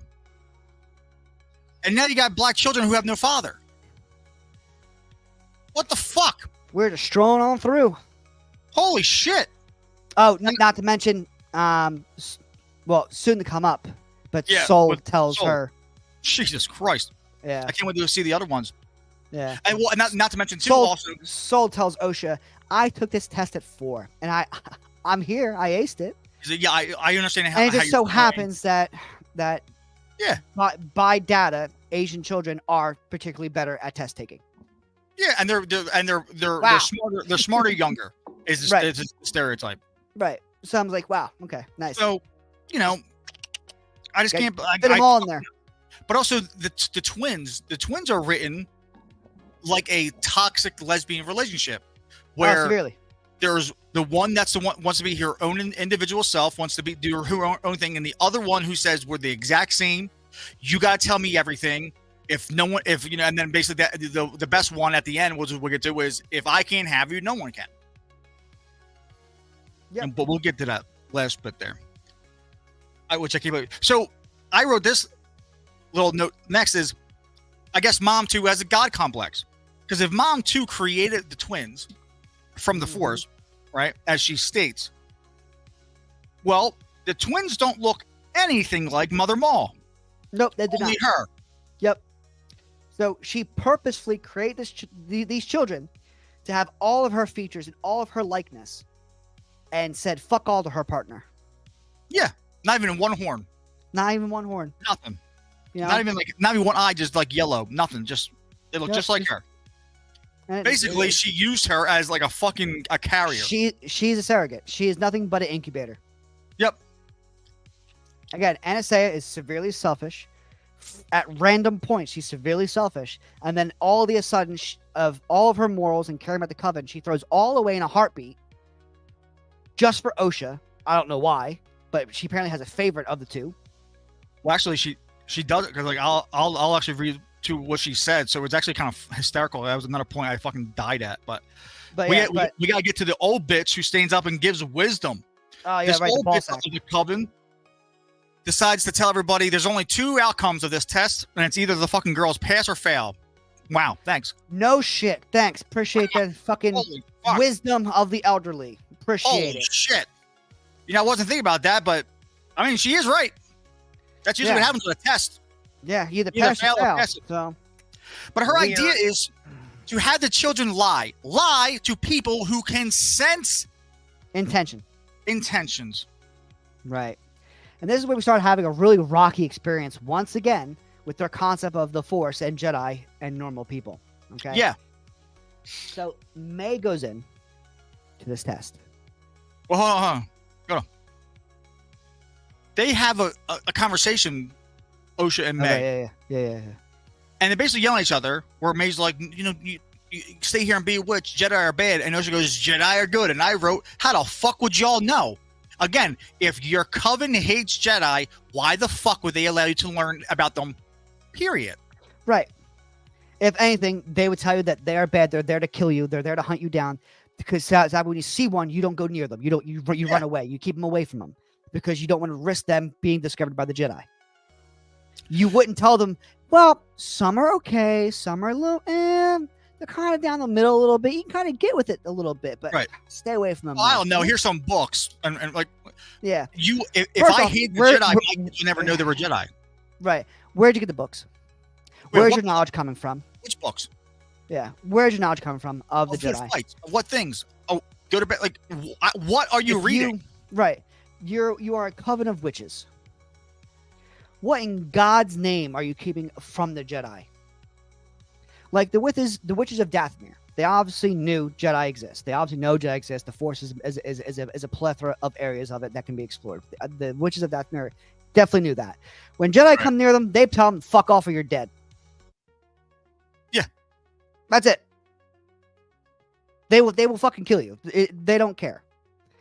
Because they have a strong disdain for the Jedi because they know the Jedi will consider them to be dark Force users and consider them the enemy. So they don't want to chance it. Jedi comes by, no, fuck off, bye. Stay or die. I don't know what to tell you. Right. Yeah, no, 1,000%. But these witches are like, let's teach the kids that Jedi exist. They're not all bad, and the rest we don't know. Yeah, or whatever the fuck they told them, because we Yeah. don't know, and they never mention again. They never mention why. This is just like how they never mentioned to us why. At least yet, I could say at least yet. Why does Osha want to be a Jedi? She Yeah. hasn't. Like it's not like she like, doesn't know what hasn't they do. cared them. There's been so much peace, right? Remember they wrote there's so much peace. So like, Mhm. what has she lived through in her 8 fucking years of this high-end piece would make her want to be fucking so desperately a Jedi? I'll tell you why. Because the fucking writers need a conflict between the twins. Correct. There That's- has to be a that's it. conflict. But again, it all goes back to what would they actually know about the Jedi? They've never seen Jedi before. They've never interacted with Jedi before. So how do they know? How does Osha know she wants to be a Jedi? What pretext was she given to make her want to be a Jedi and leave the fucking witches? Because again, they're all encompassing. They are all about each other, all love, and will watch each other's back. If that's such a great place to live, why is she so eager to fucking leave you? Yeah, well, guess what, It Matt? makes no sense. It just makes no sense. No, it does make sense. You know why? Because guess what? That's another stereotype. Single moms who raise children, those children have higher chances of getting into crime or running away from home. Mm-hmm. Thanks for adding that in. I mean, it's all Cool. true, but I appreciate Yeah. it. Yeah, no problem. Anytime. Adding the stats in there, fucking lesbian headlamp, but it blows my fucking mind. We're hitting them all. So here's where Mom 2 has another fucking gem, man. I'm telling you, she's just cranking out this knowledge. She says, you want to be a Jedi now because you're young, but when you grow up, you will change. Just like how we change how we hunt. in the winter we use the bunta poisoning, and in the summer we use bows and arrows. And OSHA came back with actually a pretty good line and said, "But we still hunt." Yeah. No matter, it doesn't matter what we use. The reason behind why we do it Is because we have to is hunt. the same, because we got to Right. hunt. So yeah, I might myself change, but the reason why I want to be a Jedi won't. I thought I was like pretty good, but what the Yeah, fuck I is she agree. talking about? I don't know. That I don't know doesn't even what do kind of anything. That's wisdom- horrible. But guess what? Seasons come back again. She's talking about Yeah. when you grow up, you'll change forever. But then she talks about seasons that literally rotate on a yearly basis and come back around. Yeah. That's not a good one to use. Nope, definitely not. Because I mean, really, what we're trying to teach a child there is, don't worry, you'll change your mind at least 4 times a year. And why can't you use bow and arrows in the winter? Yeah, but what stops you from doing that? And she said summer, so what do you use in spring and fall? I guess nothing. I guess they pray. I guess nothing. I guess you don't eat. Why don't they just use their fucking witchcraft? I don't fucking know, dude. I mean, OSHA and May can almost force choke butterflies. So I got to use my phone now because I was so pissed off I threw my book. I had to keep writing notes on my fucking phone. So this is where we get to the test. Okay, May goes in first with the intention to lie to the Jedi. Yep. OSHA walks over to the Wookiee and he goes, "Sup?" And then May walks back out from the test. She's in there for, at least from what we see on screen, is 15 seconds. So that means Torben assaulted her through her shirt and stabbed her and took her blood because he's a fucking weirdo and loves and they don't do anything with the blood. Nope. Nothing. They don't, And there's nothing they why- can explain because he's dead now. Yeah, I mean, we don't understand. I mean, the only thing No midichlorians, right? I mean, no, there's not in Oh, okay. Star Wars. There's no What the fuck are you midichlorians. doing that for? There's no reason to test blood. My whole thing is that they took her blood because Palpatine is start the cloning process of how to create Force sensitive children. There you go. That's a good one. Now again, that hasn't been said, it hasn't been stated, or anything like that. But I'm just throwing that shit out there just because at this point. Who gives a shit? I 'Cause mean, it wouldn't surprise me because they've been focusing really hard on it for the last 2 years now. yeah, no, yeah, 1,000%. So May goes in there, lies through her teeth. No one bats an eye. No one can sense her intentions. She just 8-year-old. She just gets Bewitched through fucking 15, 20 Jedi seconds. masters. Fucking cup, mountain, starship, mountain, cup, starship, ball. Bye. Thanks. Appreciate it. Everyone's like, the fuck Yep. is that about? And Completely then, wrong. And just lied. yeah, just completely lied through her teeth. No one senses a damn thing. So then OSHA goes in and Soul, you ready? Cool. Pulls up his little fucking flip card thing. And he pulls it up and she goes, she says something. He goes, oh, that's right. It's obviously wrong, but she's like, oh my God, right. She's like, what the fuck? It's bullshit. Next one, mountain. It's a spaceship. He's like, right again. She's like, no, it was a. Yeah, are you So fucking you kidding me, dude? sensed her intention to lie to you. So you purposely said, yes, that's correct. To draw out the truth of, no, it was the. I mean, okay, so you're lying to us. Why would you do this? Did someone tell you to lie to us? So you sense her intention there, but not May. Right. You find out one is lying, but you don't think the other one fucking is lying either? They're twins, you asshole. Oh, hold on. We gotta go back to Torben. He stabs OSHA to get her blood through her shirt. Yep, throw a shirt. That sample is now fucking useless. Thanks a lot, Torben. You fucking moron. It's now contaminated with fucking other DNA on her shirt and like clothing material. It's Yep. now diluted. What a fucking moron. That's why I said he just has a fetish. He just loves stabbing kids. I He guess. just wants to stab That's kids probably why he died in episode 2. because there's Stabbing you can't kids? use that sample now. No. Fuck you. They went through her shirt. I don't know. Again, people go, "Oh, is that really a nitpick?" Yeah, it is because you could write it there. All you had to do is have him write, moving the sleeve up, the fucking arm, and hitting on her skin, and that's it. But no, Nope, can't you can't have bother that. just fucking stabbing Can't have youngsters in the fucking face? Pretty much. Yeah, no warning, no like No this, warning, no, it's gonna pinch, just stabs her. Yep. And it's just, everything's normal. Everything's fine. But again, so So Jedi Master Trinity sensed that I wrote this. Jedi Master Trinity sense May without seeing her in the crowd is able to, but May is then able to lie to that same Jedi. yep. Yep. So again, the Jedi can sense things and not sense things at random. Apparently, they're fucking terrible at their jobs. They're so goddamn awful. It's not even funny. So again, May goes through this thing, 15 seconds on screen. Lies her teeth. Fucking spaceship ball, soccer ball, fucking cup, car, fucking dick. I don't know. And walks out. No one bats an eye. Yep. Osha goes in. They're like, we gotta pay close attention here. What is it? Mountain. That's right. She's lying. Don't worry about it. We'll catch her. Next one. Spaceship. You're right again. It was this. So you're lying, huh? Who told you to lie to us? Was the old one back there? We'll kill her. No. But so you sense the intentions with Osha. And not with May. Why? Why is that a thing? When you figured out Osha was lying, why wouldn't you automatically assume that May was doing the same fucking thing? And we're taking both. You know what I'm saying? Like, all right, so May was lying, obviously. All right, you were lying. You were told to lie. We get it. All right, you're both a Force sensitive. We're gonna have to take you both. All right, for training, you both will be together. You're still family. We're not gonna separate you. It would have, it's more Jedi like anyway. But instead we went the route of we're gonna believe May, an 8-year-old girl, that she can lie to Jedi and they can't sense it, even though Jedi can sense intentions. And we're only gonna take Osha just to forward the story of that the Jedi are kidnappers and separating families. Yep. So when I had a huge problem with this dialogue. When he tricks her into, first off, what a lazy fucking way that he tricked her in telling him that she's lying by making her say that wasn't a mount. Oops! Like, it's like, are you fucking for real? Like, how about you just rate them as a fucking Jedi, and after she gets the second or third thing wrong again on purpose, in which you can sense, you lower the thing and go, can I ask you a question? Why are you lying? Yeah. And then it's like, oh shit, because then you get called out on something like that in front of the Jedi by yourself. That's a whole nother thing. Yeah. But he immediately jumps to the conclusion, which is the correct one. Is someone telling you to lie on this test? Which again, naturally, even though you could sense things, but in this show they can't, or they can or can't. So I don't know what they can and can't do at this moment. But like I don't think the first thing of a Jedi would automatically go like, "Who's telling you to lie?"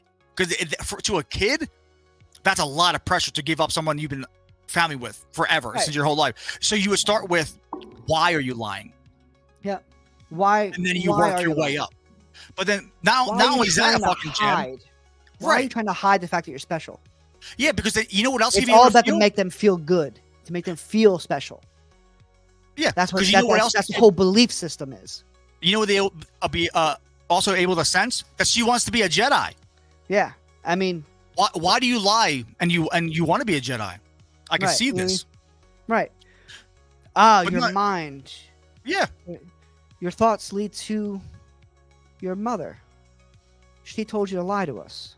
You could literally you have the whole scene of Anakin again. Literally, just change the names a little bit and kind of alter it a tiny bit, but it's the same shit.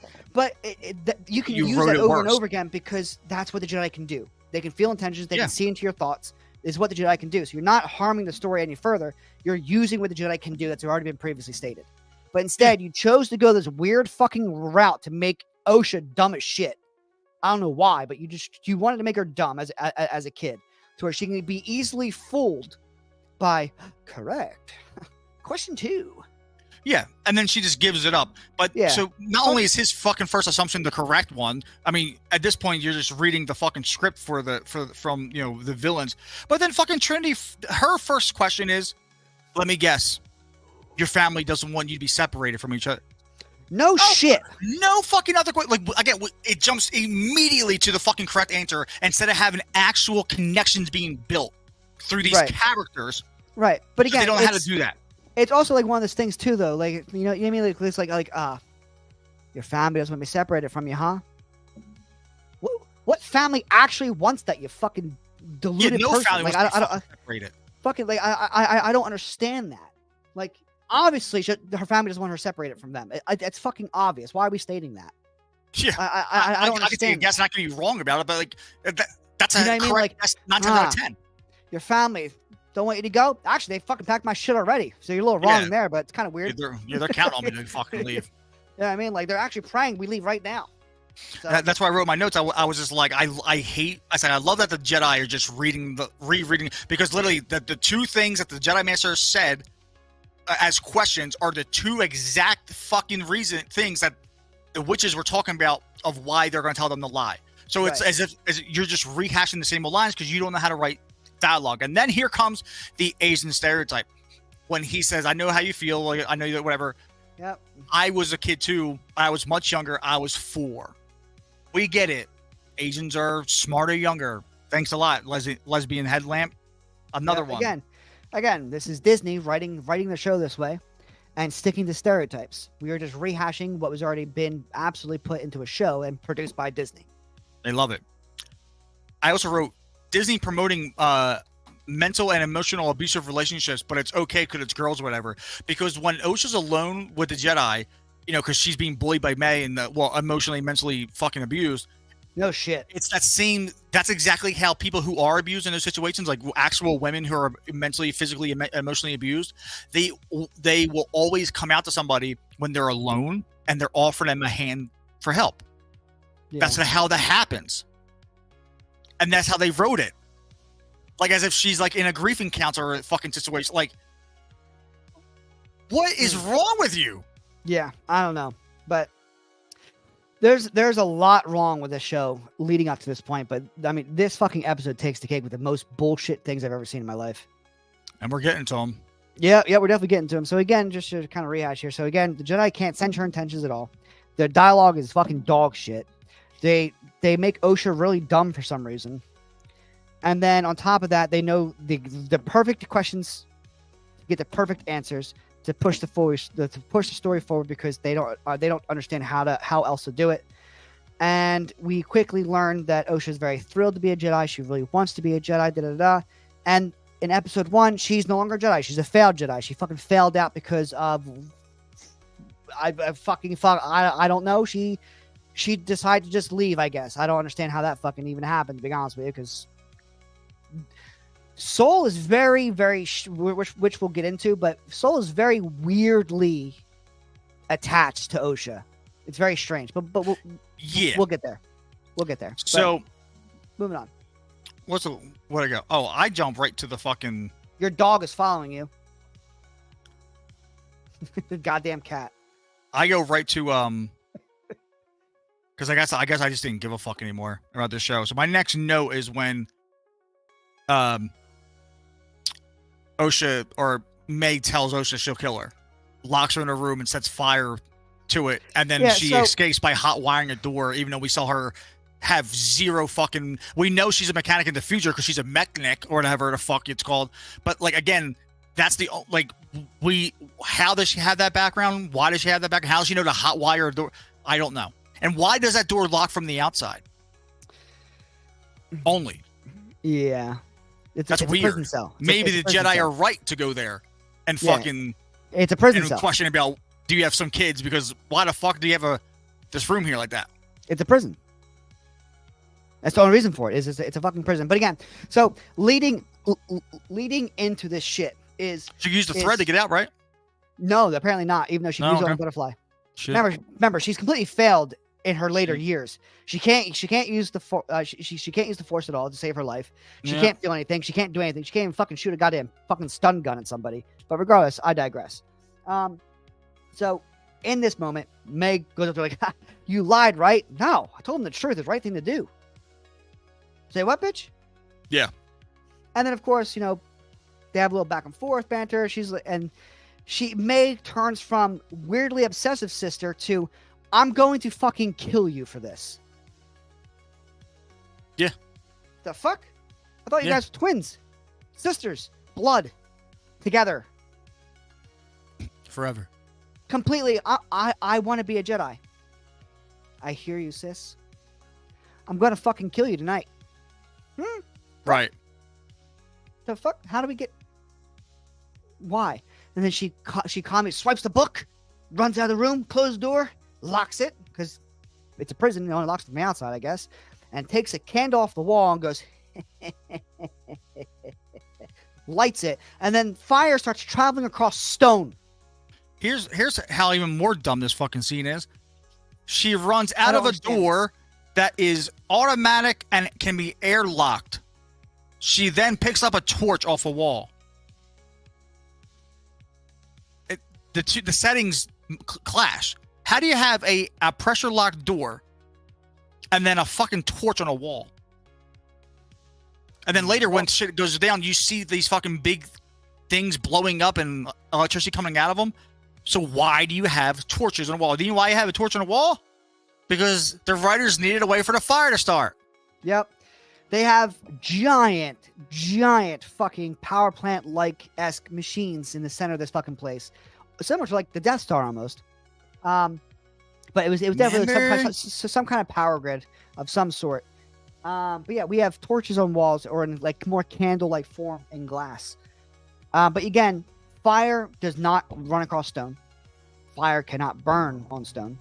Fire cannot burn through concrete or anything like that. It'll just, whatever's there, it'll burn up and then it'll die out because it's nothing feeding it anymore. Yeah. But this fire is fucking snaking its way all through the goddamn stone and shit. Which leads me to believe that, again, Mother Maul is fucking threading it all. See, I'm there threading it through like a needle almost throughout the whole fucking place to cause a giant fire, to lead the fire exactly where it needs to go to blow up something. Yeah. Pretty weird. Pretty weird. Yeah, and then our Pretty future mechanic, who's never had any experience whatsoever that we know of with anything mechanical or electronic in her fucking life so far, somehow knows how to hack through this fucking compartment thing that's apparently a laundry chute that leads to the fucking power grid. Lucky for her. This is really a bad setup for children. First off, why is there a laundry chute to the power grid that it can easily shut down your whole fucking compound? That seems just like a hazard within itself. Who dug that? Who put that there? That's terrible design. Who fucking knows? But like, seriously. But again, the fire starts spewing and traveling to the perfect place it needs to be, probably because fucking Mother Maul is doing it. And then we get to the scene of Osha and May standing across from each other on a broken bridge. How did it get there? How did they both end up there at the same spot at the same time? I don't know. How come when May sees Osha, her first question is, "How did you get out?" No. Her first question is, "What did you do?" Yeah. Which then and Osha replies, "What did you do?" Yeah. First off, we know what happened. They literally both saw each other do this. May locked her in a room, started a fire. Yeah. You trying to kill me, bitch. So by May going, "What did you do?" "Bitch, you locked me in a room. What do you mean? What the fuck did I? What do you mean? What did I do? You're the one started a fire." Yeah. Everything's on fire. What'd you do? No. Why the fuck? You know what I mean? Is her What'd first you do? thing going, "You're alive," or "How did you escape?" I got that question too. What'd you do? Like, are you fucking like? The first thing that should have been said is Osha and May see each other. Osha goes, May looks at it and goes, how did you survive? Right. Because your intent was to kill her.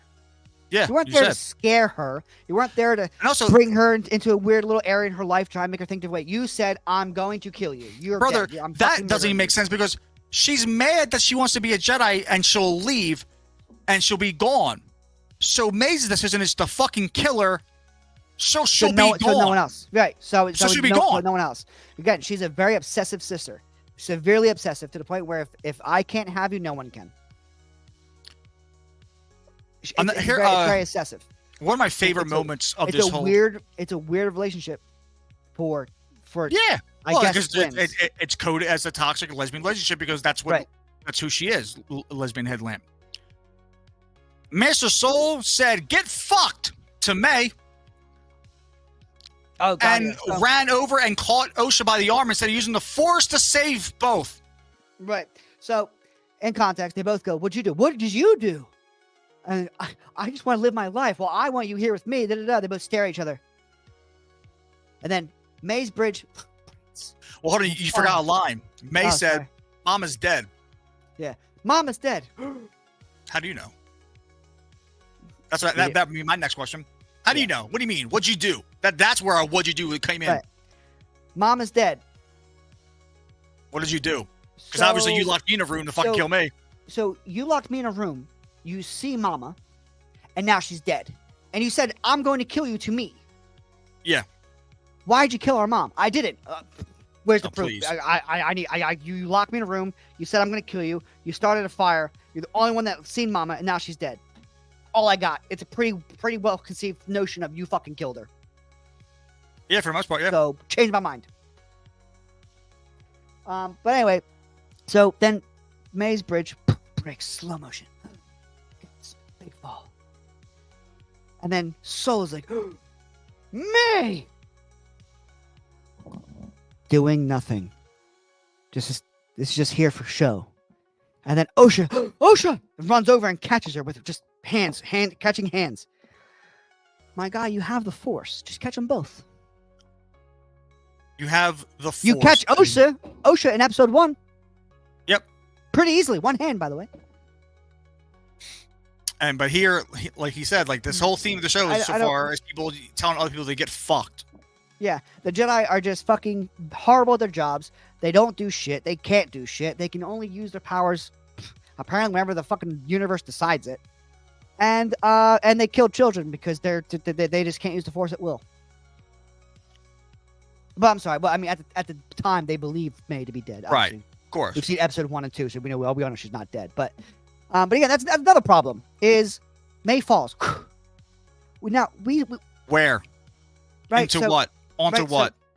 So when this breaks and May falls, you can see it opening. Right. You can see it opening. It kind of just goes. It kind of just goes. There's like little light at the Palpatine. bottom.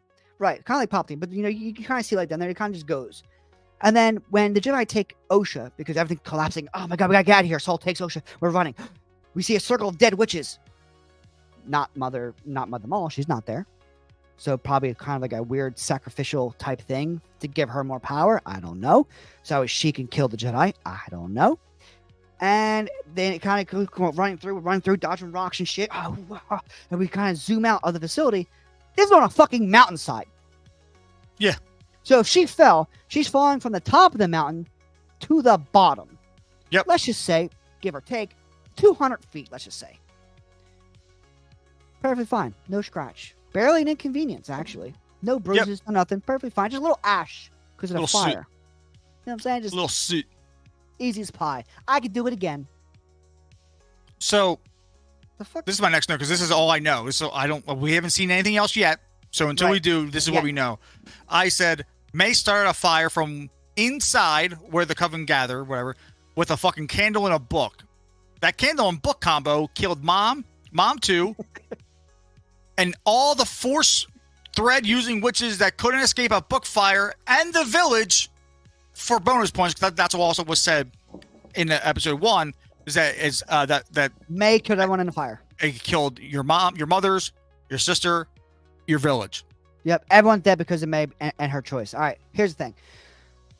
Are you telling me that a bunch of Force wielding or magic wielding, however the fuck I want to look at it, 30 witches could not extinguish a single line of flame? Remember, when we see the flame traveling, it's a single line traveling all about across stone. Again, probably being guided by Mother Maul, but we'll figure that out later. I imagine probably around episode 6, 7 when no one remembers anymore. But again, you're telling me that a group of witches cannot put out a simple fire that clearly shouldn't exist anyway. Yeah. It makes no fucking sense. Again, they make these witches to be like strong, powerful. We came here because we were, people didn't accept us. We came here to hide. We're strong. We can hunt. We can do everything ourselves. Good Lord. But man, the show makes you guys really fucking weak and stupid when it's really convenient. Yeah. You know what I mean? Again, you're not caring for one another. You let the children walk up towards the Jedi when the Jedi were questioning the leader of your fucking coven. You're not backing up your leader at all. You're letting the children wander. Why? Why the fuck would you do that? Back them up. Guess not. There's no sense of accountability amongst these witches. You're not strong enough to do anything inside this fucking village because apparently your one leader is stronger than all of you combined. How? We don't know yet. But again, whatever. Everyone's weak and I just don't understand it. Their chant is literally power of one, power of two, power of many. When again, it was already established, the power of one, power of two lost the power of one. Yep. So, not understanding what the fuck the chant is for, but hey, we'll chant it and scream it into the night sky for unknown fucking reasons at this point. And then you can't stop a simple fire. Or escape it. Or escape it at all. Again, many versus one. Now, Anastasia, I can see, again, the good thing about storytelling, this goes for video games, movies, TV shows, you name it, you don't tell your audience, you show them. Yep. You do more showing than telling. Again, some things have to be said because you don't have so much runtime. I get it, but you need to show more than what you're telling. Now, I assume for Mother Anastasia, obviously it's easier for Mother Maul to get an ambush on her and so to speak, because she does care about her in some way. She didn't expect her to do these things, whatever have you. She can get the ambush and drop on her. I get that wholeheartedly. But you're telling me again, the Jedi can't sense any kind of danger. They can't sense who the fuck it is. They can't sense anything about what's happening inside this village prior to it happening. They couldn't sense any of the intentions of any person there. And yet, Soul can find Osha and May in a heartbeat. Yeah, and this is how I know that it's cut up on purpose. Understand. Because why is Soul there? How did he know exactly where to find them? What's going on? He had to rush. He had to run. Something's bad about to happen. But you couldn't figure out the other twin was lying, standing 2 feet from her. You can't figure out who she's fighting in the first episode, even though you felt her before, and you clearly see a fucking mark on her goddamn head. You sense her through a fucking crowd of people before you ever actually knew her. Again, for a show built on trying to be more friendly to certain communities, which I get, by all means, I don't care. It doesn't really matter. Just don't ruin the franchise, which you are. Doesn't matter. It's already dead. I know, but again, you're writing things to be strong and wise, and then in the same context, you make them really stupid and weak for your own benefit, just to progress the story. That's fucking terrible. Because you're fucking dumb. That's god awful. That's let's take Marvel for an example, right? Captain Marvel in her movie, what happened? She made Ronan go fucking running with a tail between his legs because she went through his starships. What happened? We didn't see her at all. At all. Many will argue, well, it's because she wasn't in yet. I get it. But in context, she was in no further movie until the very end of Endgame. Why? She's too fucking strong. And you can't downplay her because then it's sexism. Yeah. So you have to keep her as strong as she is and only bring her in where it's absolutely needed, which, again, was the very last few moments of the actual fight against Thanos. Right. Again, they had to do it that way because that's the way they wrote her to begin with. So moving back to Anastasia, this powerful witch, force user, whatever the fuck she is, can easily beat 2 members of her own clan. And yet, she's so oblivious and weak to everything else, though. How? How are you the Coven leader? You don't know what's fuck going on under your nose. Writing. I know, but again, it's so...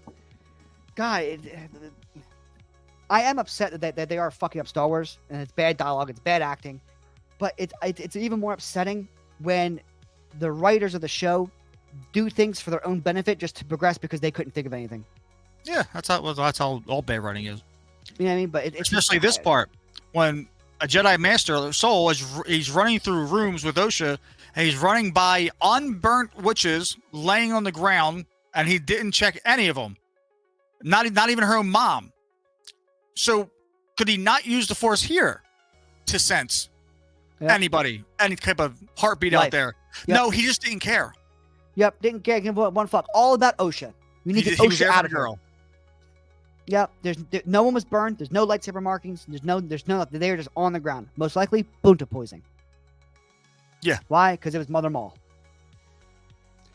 We get it, but again, the Jedi, though the place is coming to the ground, they would be able to tell if they're alive or not.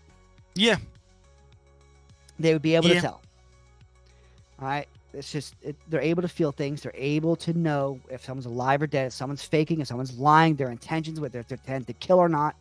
They know these things, which is why the Jedi were so feared and so deadly throughout history. Is because they have an advantage. They're pretty much psychics. They can read your mind. They can feel your thoughts. They can feel your emotions. They can feel your intentions. That's why they're so hard to beat. That's why their hardest counter is, of course, Dark Jedi or Sith. is because they have the same exact abilities, but they focus more on manipulation and power versus the Jedi's good intentions and purity.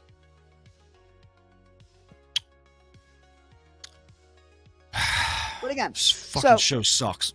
I know, but again, so after running through all these places, dodging falling rocks and shit, Osha wakes up, again, waking up somewhere, on the Jedi cruiser. What happened? Bitch, that was 10 minutes ago. We don't know. We don't know how fucking long it was. To But us, it was still. 20 seconds ago. Right. Yeah, that's my note. Osha cries for her unburnt mom. I make that note a lot. Mitchell rips her away. We see the outside of the area which is now engulfed in flames from a fucking book fire. Yep. Osha then wakes up and can't remember fucking anything. Why? Was she drugged? No, Bunta poison didn't work. Like shit, like how don't she remember anything? And then what's even better is Mr. Soul comes up to her and says, "May start a fire," and ruined everything. The only fucking person that saw May light a fire is now asking other people who didn't see it what happened and is being told what happened. Right. How does that happen? Right. No so one else saw her do it. How did you know May started that fire? No one told you this. You didn't. You weren't The there. only person You that didn't see saw it is now has amnesia.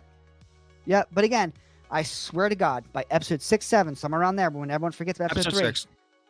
all right, we're gonna have another flashback to this moment, and Soul's gonna be down the hallway watching this shit happen. Like, No, it's going to be shit, from she started- May's point of view.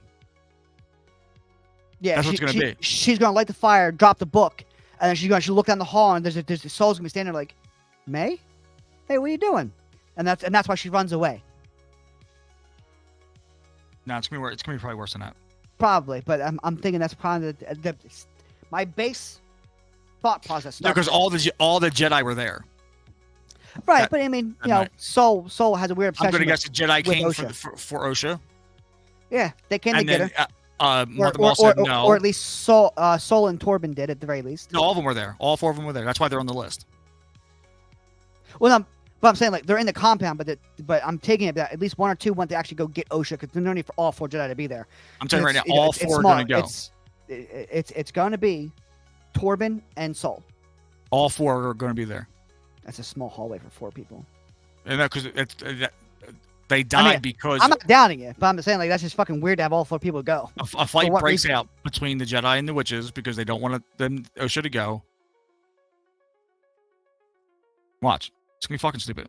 It's going to be worse than you think it is. Somehow. Some fucking how. Yeah, and then so it's like Osha's being told this information. and then she goes, "Mama?" No, she's dead. May? I'm sorry. And she starts crying. I'm like, bitch, you watched May fall to her death, you assume. You ran by your fucking unburnt mom into our time 20 seconds ago.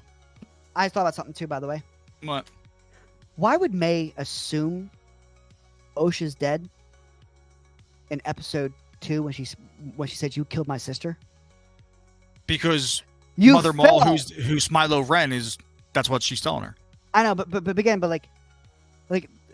this is what makes no sense though. You know what I mean? Like she literally confronts Saul with, "You killed my sister." Bitch, you were 200 feet down. How the fuck do you know anything? Oh, dude, I can't wait for this. When this You know show's what I mean? Like, completed, the fuck- you're gonna have some logic gaps in. But not fucking in that, this whole you would thing. hear Soul call your name. Because the minute that platform broke, he called out her name and reached out his hand. Didn't do shit with it, but still called her name. She would have heard that while falling. And then the echo of Osha would have came out too. So in what way, shape, or form do you think that he killed your sister? When he yelled your name reaching out for you? You know what I mean? Like, it makes no fucking sense at all. And then in episode 2, she's like, "You killed my sister." Bitch, you fell 200 feet. How do you even begin to imagine I killed your sister? I don't understand that. Yeah. Whatever. Again, we'll figure it out probably fucking this week coming up, maybe. So no, we won't. Oh, God, Jesus Christ. I already know what happens this episode. Yeah, Then I wrote, May, who fell into the fucking unknown, is back at the Bunta tree from the start of the episode. How? Where did you fall to? What did you fall on? Aren't you hurt? Are you bleeding? Broken No. bones? No. Just soot on Nothing. your face. Yep, just some soot in your face because you're perfectly fine. No bruises, no scratches, no nothing. You fell down roughly, a mountainside on rock and climbed your ass back up to get to a tree.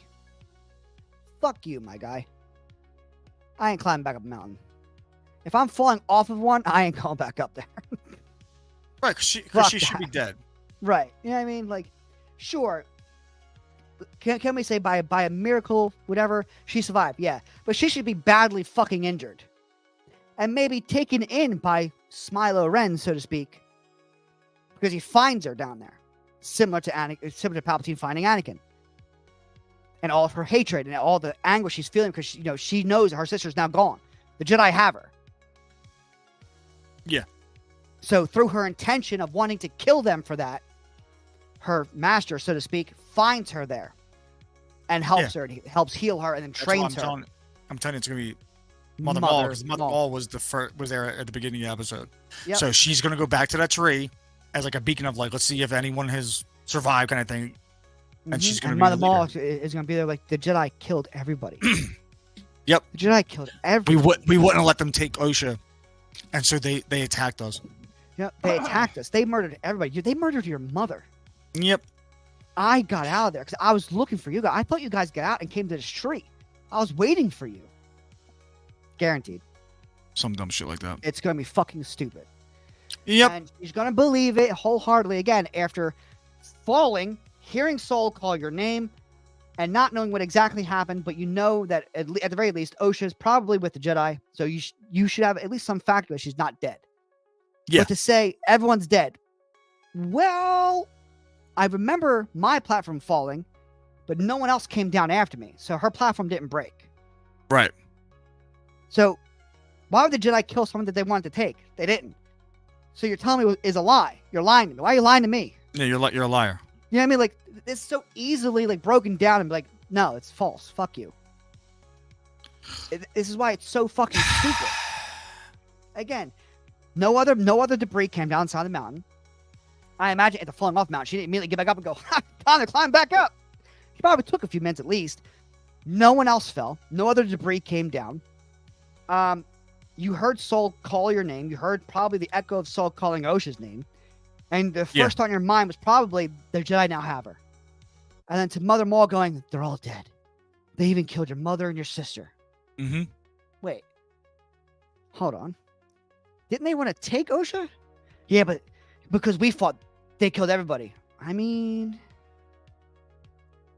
but they really wanted to take Osha. I mean, like it doesn't add up.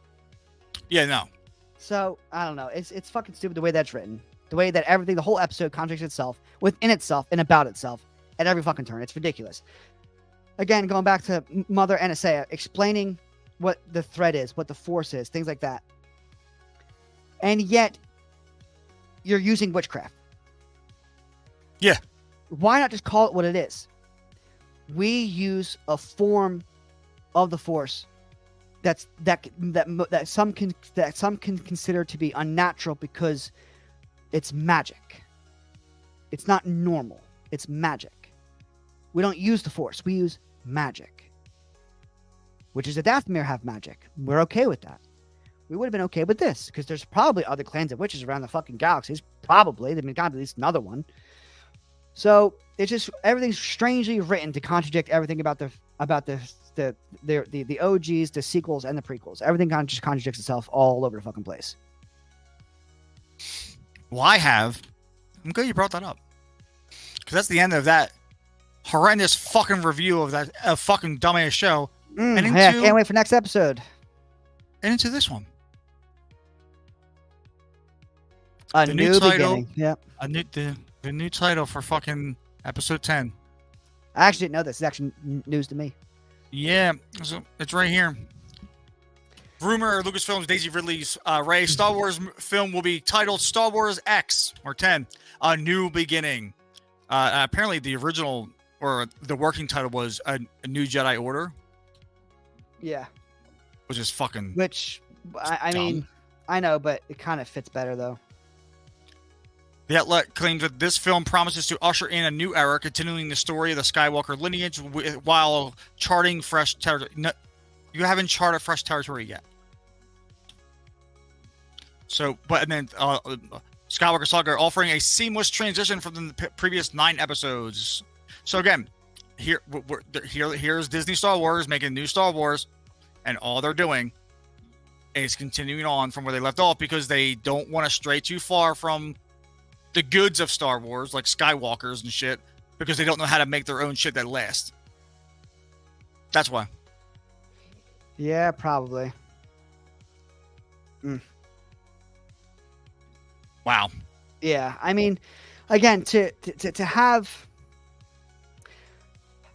Daisy Ridley, I definitely don't mind as an actress, but her character Rey was so poorly written. It's so fucking stupid and obvious that going through that trilogy with Rey.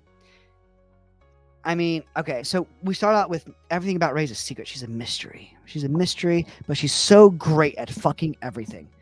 She's great at being a mechanic, being a fucking scavenger, being a fucking a marksman, fucking grenade thrower, fucking lightsaber wielder. Like, she is fucking great at everything she does. Everything she touches turns to gold.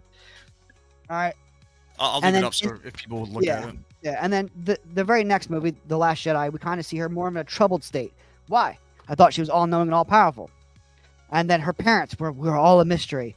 To the Last Jedi, your parents were scavengers. They sold you off for drugs.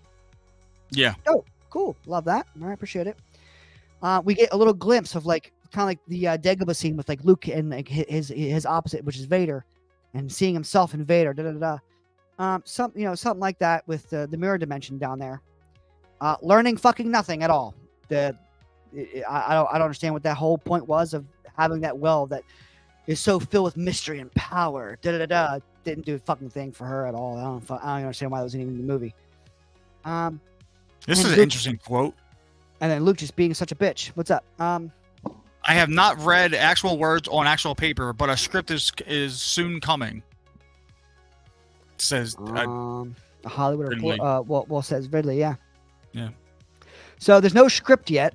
No script yet, but okay. However, she did claim that filming was supposed to either start at the end of the year or early next year. I think it could be this year. It could be, but I'm not sure. I think, to be honest, the writer's strike obviously delayed something. No, it didn't. It didn't. All right? The writer's strike did not delay anything. It's called they didn't have anything set in stone until a month ago.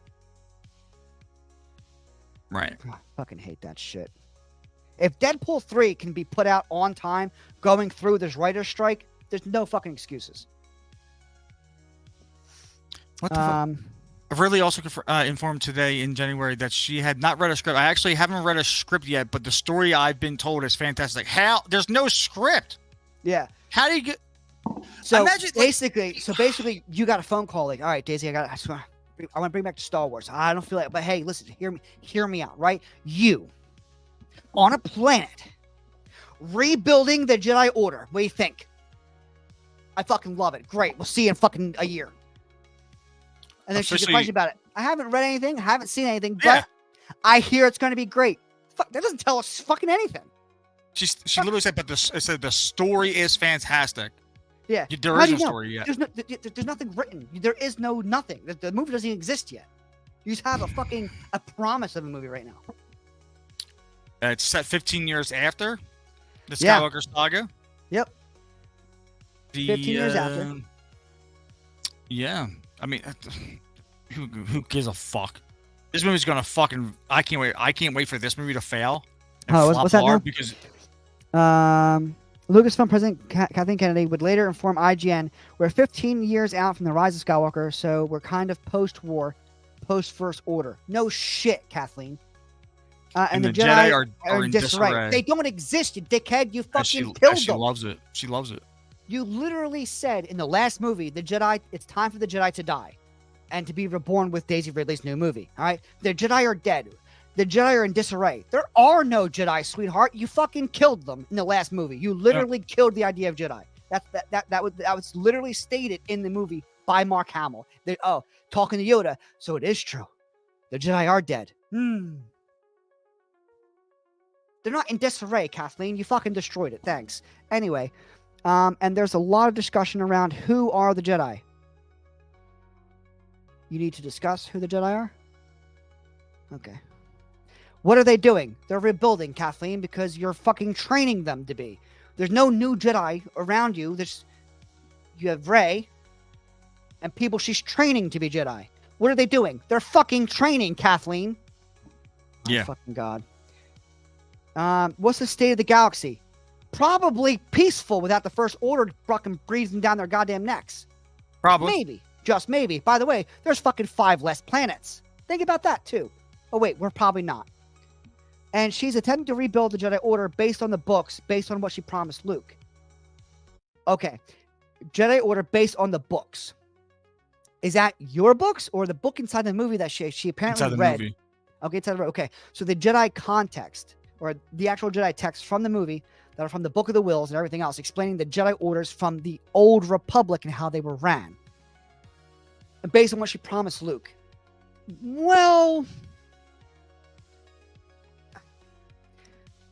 doing a Jedi Order film with Daisley is fine, but you ruined every chance you had at doing it with Luke. Luke was made out to be a little punk bitch to go run and hide when he failed at teaching his fucking nephew. My guy failed to face his dad and got his hand chopped the fuck off. What'd he do? He got back up and went back out again. You're telling me that because he felt bad about trying to kill his nephew in his sleep? That's what drove him into fucking hiding because he was afraid of fucking Snoke, which apparently was Palpatine behind closed doors. But again, he wouldn't just go run and hide. We've seen it in The Mandalorian, actually. Mandalorian, Luke's there to save Grogu and everybody else. How this even happened? Who the fuck knows? I don't know. Maybe our chubby Asian pilot guy friend, I don't remember his name, fucking sent a message out to Leia going, hey, by the way, we have a Mando and what appears to be a great old thing with pointy ears. Using the Force, I think. Straight on a Imperial Star Destroyer. Send Luke. So he shows up and literally murks the whole fucking starship. Fuck everything up. I loved it. Again, not my choice of character, but I still love the fact that he was obviously fucking fearful. He was strong. It was nice to see it. I don't agree with the character choice. It's fucking stupid that they chose Luke for it because now they have to explain something else. But again, you have Luke being the strong, skillful Jedi inside the Mandalorian. You're telling me that within 15 years he's a punk little bitch? Yes. What the fuck, dude? Even Mark Hamill was furious over the direction that they took Luke Skywalker. I don't understand, well, I mean, I do understand why they did it, but at the same time, you had the choice of going into that realm with Mark Hamill. You didn't have to do The Force Awakens or The Last Jedi or The Rise of Skywalker. By the way, she's not a fucking Skywalker. She's a Palpatine. Own your fucking name. Instead of doing those, you could have done Luke Skywalker 20 years after 20 years after Return, doing his Jedi Order with Kyle Katarn. And pull from the EU a little bit because you do have Dark Jedi in those areas. And Luke and Mara Jade have children. Han Solo and Leia have children. Chewbacca has a child that also Luke trains. Right. According to the EU. So again, you have all these things to make things really, really, really, really strong narratives, really, really good pieces of entertainment for people, content to watch. But instead, you choose... Never going to happen. They decanonized the EU. But even still, there's still things that they pull from little by little because they obviously can. It is a part of their EU, but pull from it. They don't want to make something better because again, you have Luke being a little crybaby bitch who wanted to hide away because of Snoke. Oh yes. No, a guy that literally Kylo killed in 30 seconds. Yeah, they wrote him that way because you need to kill him. You need to get rid of them because they don't care about Star Wars. Right, but the all-powerful, all-knowing Snoke that Luke hid from was simply deceived by Kylo going, red, kill him! Yeah. That's all Kylo did, because he couldn't read his mind, apparently. You can still feel intentions. I don't understand where we went with that. Anyway, again... They don't care.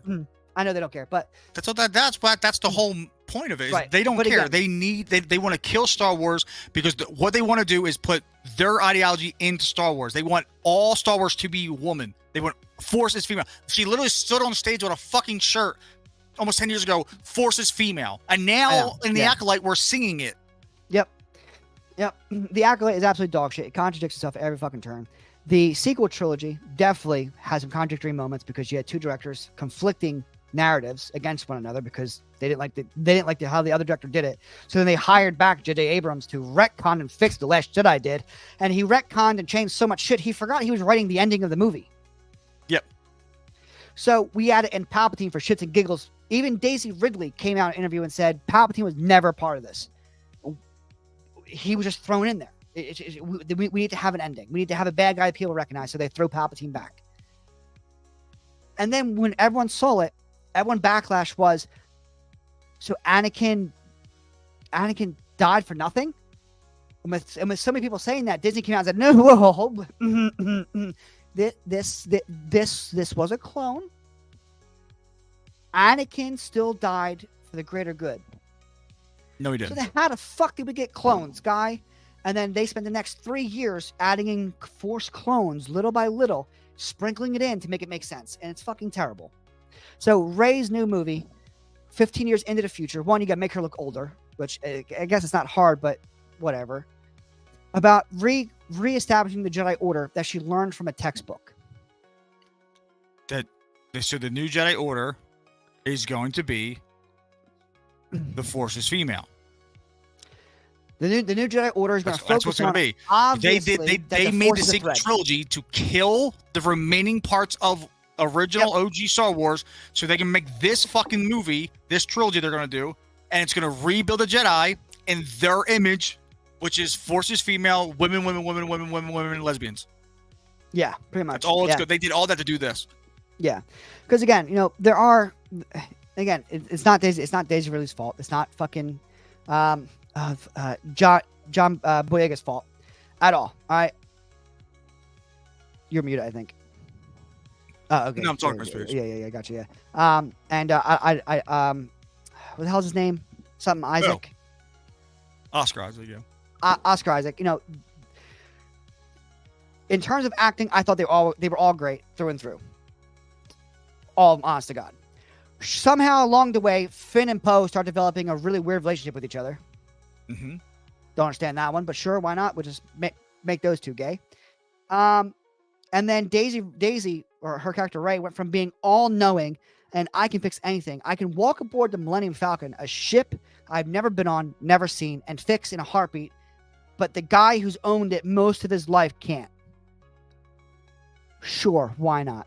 To the very next movie, not knowing almost anything until she sits down and reads a book, which is after Luke Skywalker pretty much tells her to fuck off because I'm not being a Jedi right now because there's a scary guy across the galaxy somewhere trying to hunt me down. So, good luck, bro. And then to the very last movie of I'm all powerful, I am every Jedi. First off, where the fuck does Rey even get off thinking she's all the Jedi anyway? She's never met any of them besides Luke. She's never even met Yoda. I don't fucking know. How the fuck are you all the Jedi? That makes She's no a dumb goddamn bitch. sense. Now, Palpatine, his line of I am all the Sith kind of makes more sense because the Sith can actually, they have rituals to consume the Force as an essence. They can consume it. So I can see that a little bit here and there. But again, if he's a clone, how's he all the fucking Sith? What do you mean? You're a fucking clone. Where are your memories coming from? The original body was thrown down a fucking reactor shaft. There ain't nothing left. What essence did you have? You just have your fucking jizz somewhere in a can? And what the fuck's going on? Whatever the fuck they needed Like, I don't get fucking it. to get the movie going.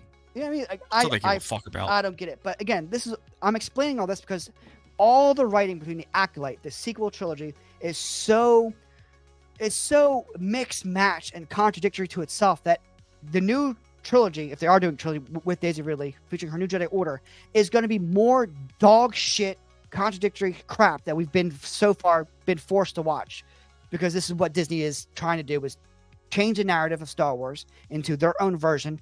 The Jedi are always wrong. They're the bad guys. They're fucking, they're homophobic. They're taking kids, whatever have you. And women are the best thing that's ever been created, and they have to be all-knowing, all-powerful, and the best at everything, period. Yep. Talking about being forced to watch shit, Dave Filoni reportedly behind the creation of Leslie Headland's lesbian witch coven in Star Wars: The Acolyte. Yes. Cool. Yep. He was major inspiration for her creating the coven. So can people stop stroking this fucking dude? Because this dude is one of the biggest reasons why Star Wars is where it is now. It was kind of an aha moment because he told me, not all witches are night sisters. So again, he didn't give her the idea of they should be lesbians. There's witches. So essentially, she has this idea of like these bunch of girls together, and she was like, I want them to be force users. I want them to do this. And Dave Filoni was like, hey, we have witches of Dathomir. They're coven of witches, mainly female. They do have males though. They're more defender type, more brute style. The females are more witchcraft based, but there's got to be other witches somewhere, right? Like there's got to be other witches. So create them, make it yours. Yeah. And she did. She made them all lesbian. Yeah. Because she said I was very inspired by the Night Sister storyline and the Venture storyline in the Clone Wars. When I was a budding writer. So when I got a chance to make a show in the Star Wars universe, it felt like, well, of course I'm gonna fucking put witches in it. Yeah. So of course I'm going to add my version of the witches again. Yeah.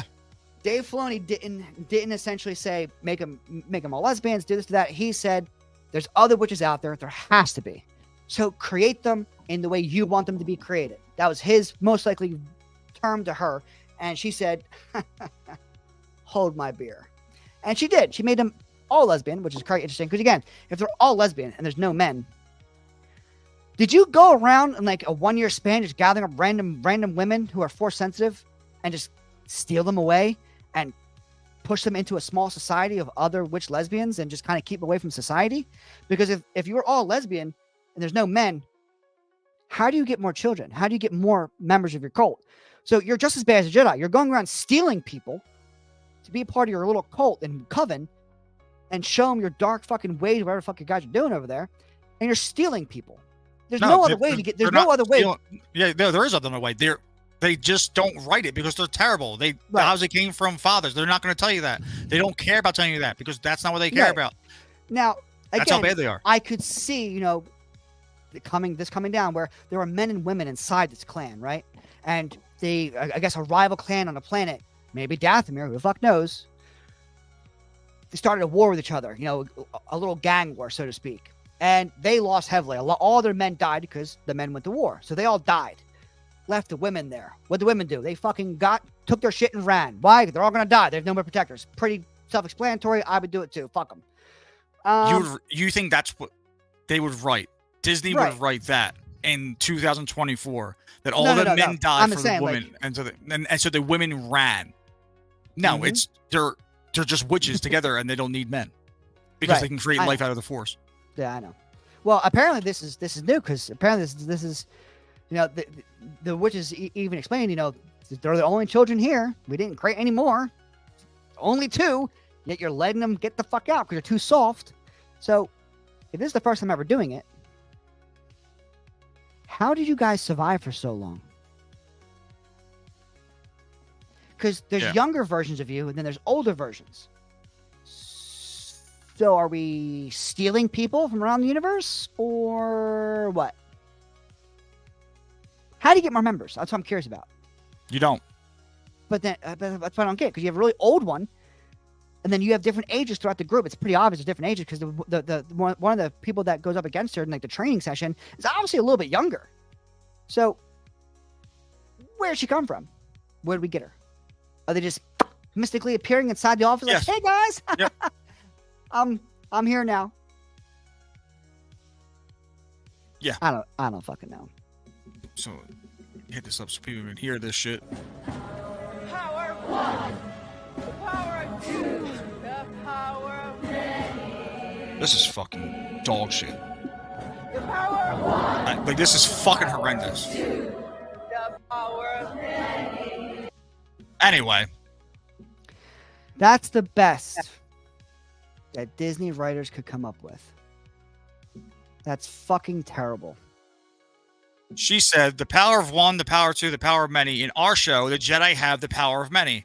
I think their mother started as one, and the girls are two, and she wants her legacy to be the power of many. So it was thought of as paying homage to the Clone Wars, but eventually became the story of a mom and her children, and the way that our parents have particularly have expectations for us. And if Star Wars is anything, it's got a lot of parents and children living up or rejecting the legacy of those parents she added. That's how she wrote the show. What? Yep. That makes no fucking sense. That's basically how she wrote the show. The power of one, the power of two, the power of many. In our show, the Jedi have the power of many. Yep. No shit, because this is the High Republic. There's thousands of Jedi. Of course, they have the power of many. I hate when people state the obvious. I think their mother started as one, and the girls are two. Yep. Really? You don't Yep. say. True people. Good job. She wants her legacy to be the power of many. So you want your legacy to be the Jedi.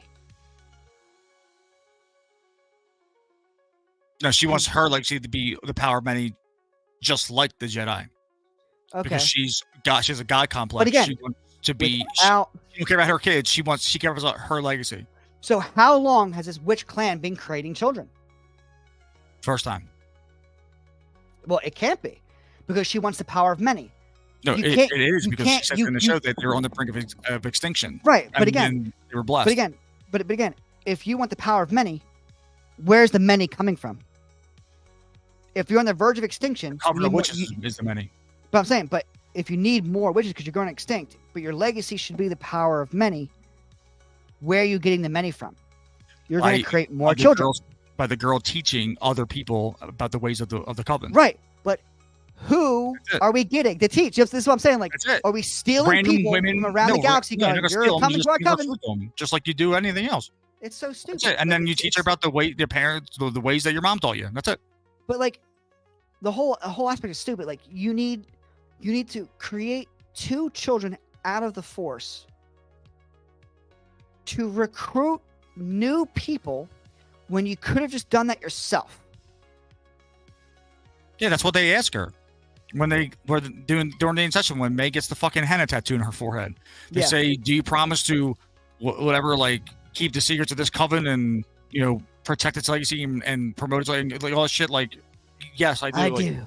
Like, okay, cool. So your whole thing is you want your children for the rest of their lives to tell everyone about you and how great you were and the teachings that you had. Yeah, again, God complex yet again. Yeah, like that's I don't know how, like that's how Lesbian Headlamps sees herself as a god. Yeah, Obviously, pretty much. that's how she writes. Right. Because again, Anastasia create the children. She made it very known to her partner. You may have carried them, but I create them. I have all to say. You don't. Fuck yourself. You're just a fucking incubator. I made them in my image, the way I want them to look. They're going to have my personality, my looks, the way that I want them to think. And that's it. It's a God complex. That's simply what it is. Look at this. The actress who plays Anastasia told EW, Entertainment Weekly, if you keep watching the show, we do talk and explore that, meaning how she created the twins. I would say there isn't one answer to it. Some characters believe certain things and other characters believe other things in terms of what she means by that. So you're just going to have to watch and decide which side the argument. So they're not going to tell you how she created the twins, or even if she really did create them. It's just going to be an open-ended question for everyone to fucking interpret. That's dog shit. Well, that's what you get when you get dog shit writers. I know, but that's fucking dog shit. Shocking.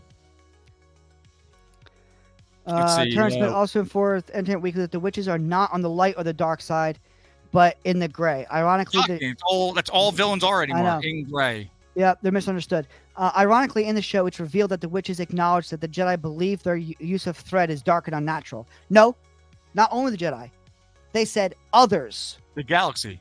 The galaxy doesn't accept them because of their power is considered dark and unnatural. What they said about the Jedi was, if the Jedi found out, what do you think they would do? That's what they said about the Jedi. Get your fucking lines right if you're going to put it in a fucking article. Nevertheless, she said that the witches represent something we've talked about, which is this gray area. if you were to think of the light side and the dark side as this binary that exists, that witches feel that they exist in the gray. Also, we are putting too much emphasis on the light and dark side. I think it's more about power. Which is what she says in the show. What do you think the sides It's are not after? about right or wrong. It's about power and who gets to wield it. Right. But the force isn't something you wield. But you need power to have the ability to wield. I don't know. Yeah. Okay. So what you just made me realize is the part of the lasting effect is the Star Wars' spiritual story. No, it's not. No, it's not. This is not a very spiritual story. It's not a spiritual story because you didn't start off with this Covenant of Witches. You threw them in a random fucking episode. If you wanted it to be a spiritual story, you would have started out with them being children in this Covenant of Witches that have a strong belief the Jedi would never have came. Or if they did, you would have told them off and said, fuck off, please. Thank you. And then you would have spent a good episode or two focusing on their belief system and how they're teaching each other about their belief and how they view the Force and how they use it. And then branching from that, you start moving away into them, the Jedi coming back to take the children, so on and so forth. Then you have more of a spiritual story. You threw the witches in a random 30-minute episode that no one gives a fuck about. That's actually the worst rated episode in all of Star Wars history. Yep. So again, So, what I'm the not fuck gonna are you go talking back. about? I want to see how what's because I last checked, it was at 16% for the audience scores. I think it's 13 or 15 now. I think 15. I'll see. I'll pull that bitch up. Yeah, pull it up. Yeah, so it is now 15%. 15% audience score. Critics have gone down from in the 90s to the 70s. Yep. All critics is 84, but top critics is 72. Yeah, and audience is 15%. Again, 15%.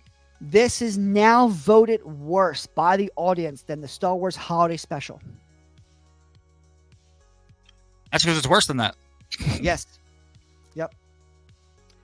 This episode is the worst voted thing in Star Wars history.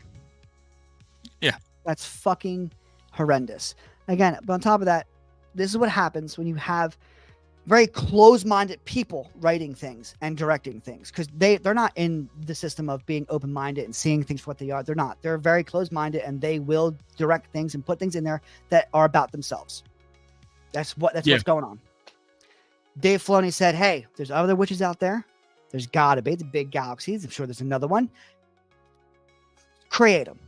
Create them how you think they should be. I made them all lesbian. Okay. Way to put yourself in the show there, Leslie. But again, that's not really an issue, but it raises other questions now. You're creating concepts that are too far opened that it's destroying the story. Yeah. This is just what this is. And you've done this all throughout the fucking series so far. To kind of recap, I don't know if you want to change the banner to like a recap, so to speak. But recapping, going back to kind of the contradictory moments here, is you have episode 1 quickly throwing you into, May fighting Indara. Again, Trinity couldn't sense her coming, couldn't figure out who the fuck she was, even though she has a goddamn henna tattoo on her goddamn forehead, that she would have seen that very night in episode 3, because they were both there. She questioned her on a test face to face within 2 feet. Whatever. May from episode 3 wants to get away from her family and wants to be her own individual, her own independent self.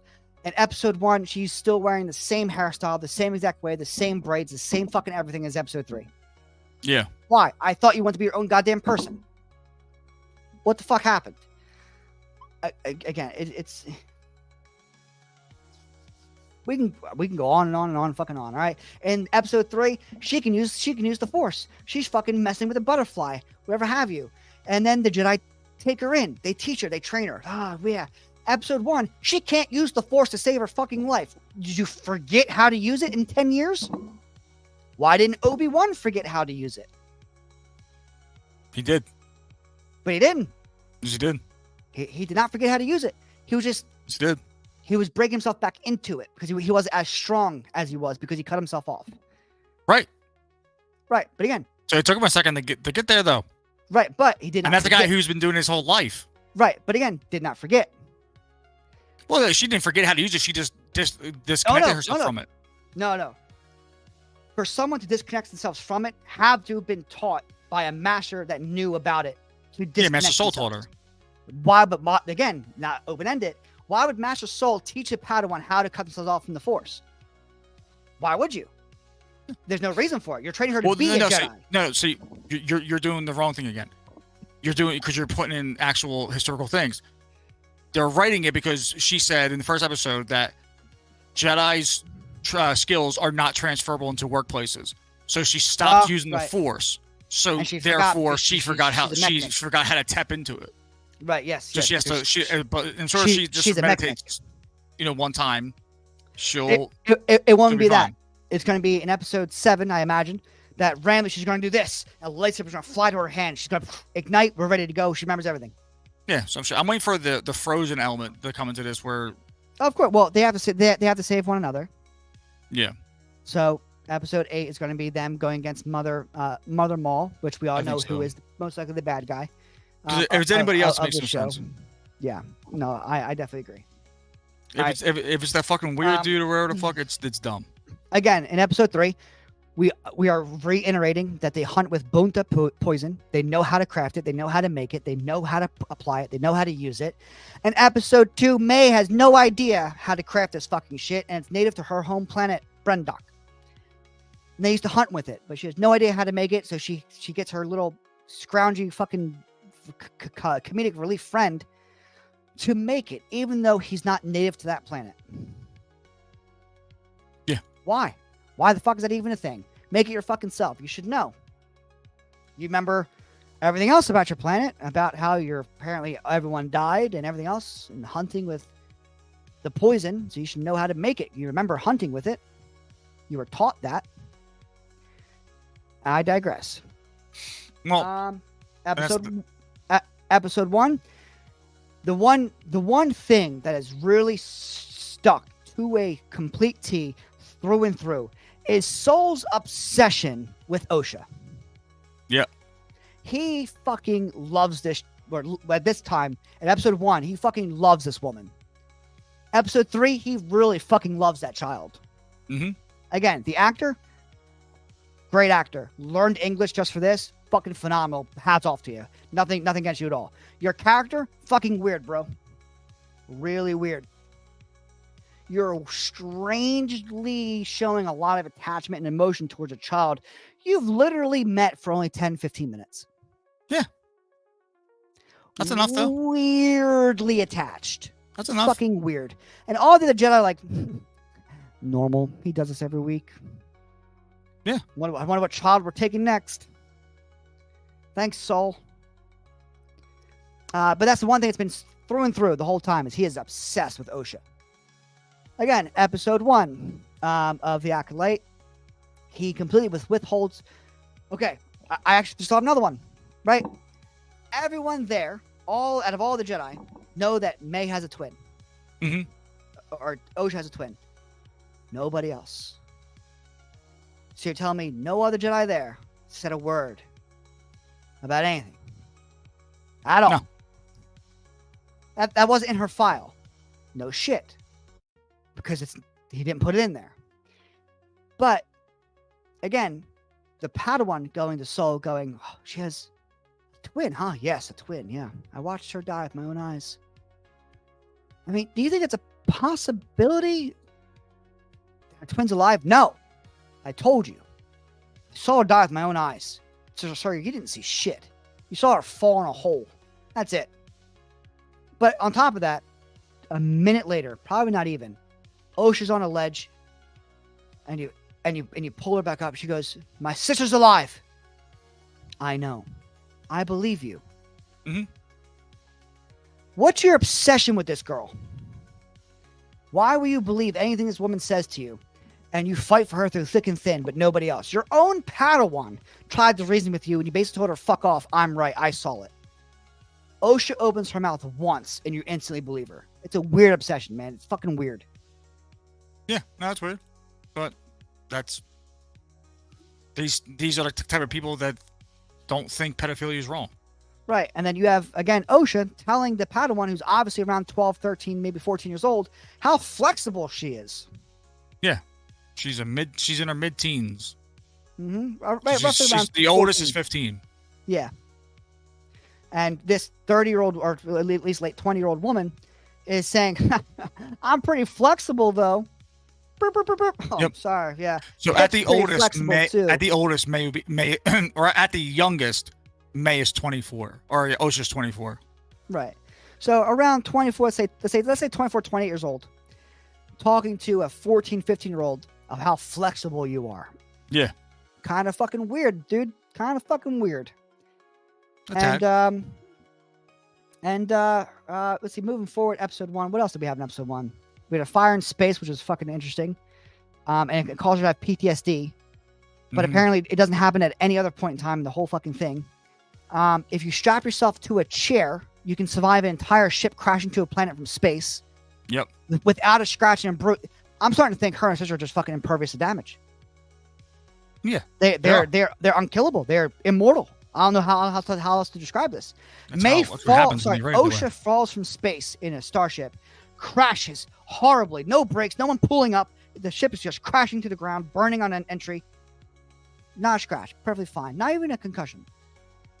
OSHA can fall down a fucking mountain at least 200 feet, maybe more. Not a scratch, not a broken bone. Everything is fine. She'll do it again for fun. What the fuck is up with these people, these two twins being impervious to damage? I don't understand. Because they write it that way. Right. They are perfect. They can never be harmed. They are perfect. Yeah. It's fucking weird, dude. Like, it's the writing choices are so fucking weird. Yeah. Yeah. So, next Tuesday's episode 4 is going to be lame. It's going to be boring. Not much happens until the very end. Yeah. Where Smilo Ren and the Jedi face off. Smilo Ren pushes them all back with one force push. And that's it. Smilo Ren and OSHA are standing face to face, nose to nose, and then it cuts to black. So that's all you're going to see next week. Oh, and I think the Wookiee dies next week. Makes no fucking sense. That would be the third Jedi Master killed in 4 episodes. Yeah.